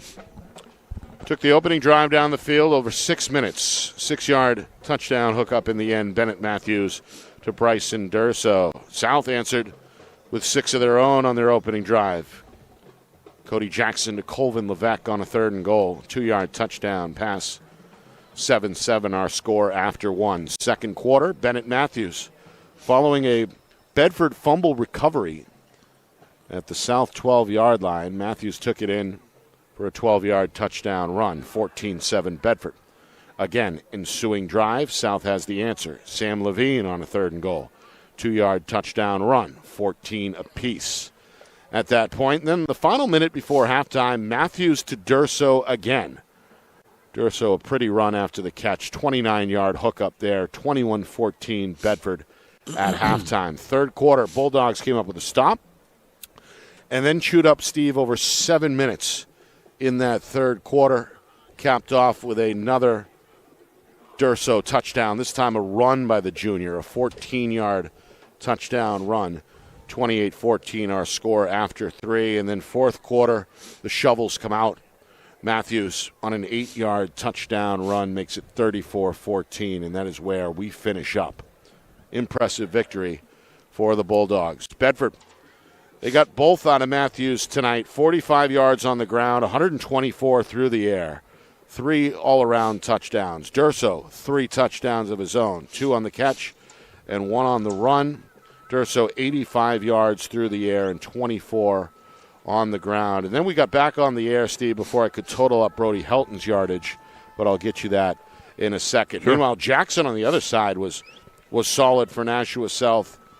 He had 7 completions in the first half, had a number of rushing yards in the second half. And Josh Tripp deserves a shutout, in my opinion, as well. I had him for 11 tackles on defense, a couple of grabs on offense. Yep. Your thoughts? My thoughts are there were opportunities to make this game closer by South. That did not happen. But some of that was because one of the things I saw throughout this game, Nick, is, let's face it, Cody Jackson's an excellent quarterback. I thought he managed the game overall very, very well. But one of the things I saw happen in the second half was great coverage downfield where Cody had nobody to really throw to safely, and he would go on a running attack, and he's an excellent runner. Closed on him and cut him down instead of to 17, 22, 23 yards to maybe 4 or 5 on those runs. And that was a really big factor when he got into open space. The Bedford defense just swarmed with speed.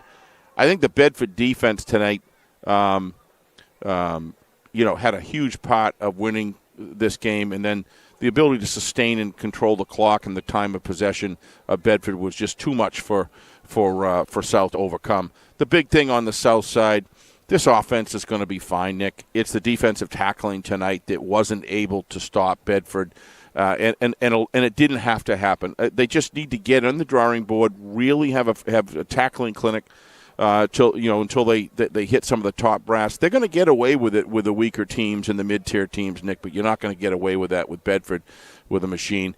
Bedford, going back to Bedford on offense, this team is now has 3 weapons that are top of the state level grade in Durso, Matthews, and of course Brody Helton. Matthews and Brody Helton on defense tonight were terrific in the defensive area. They were everywhere on the field, and they were intimidators out there as well. But the Bedford is ahead of South right now where they are. Let's look at South. One more quick second. You look at what South has to offer. You look at Fish, you look at Levesque, and you look at Cody Jackson. I'm not sure those three match up in total with the Durso, with the three Bedford players, offensive players. But these are excellent football players. South's going to win a whole bunch of games if they can come in. They had a very untimely turnover, Nick. We talked about turnovers. That was just at a worst possible time as you're getting going, get your home field. You can actually come up and go ahead.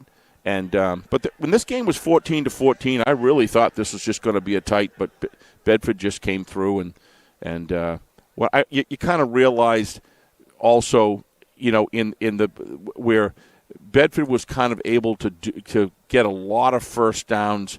There was opportunities to stop them. They just kept on taking advantage of poor tackling and just worked its way down the field. I think Bedford's ahead of South. I think South is definitely one of the top teams in the state. I mean, in Division I. No doubt in my mind about it.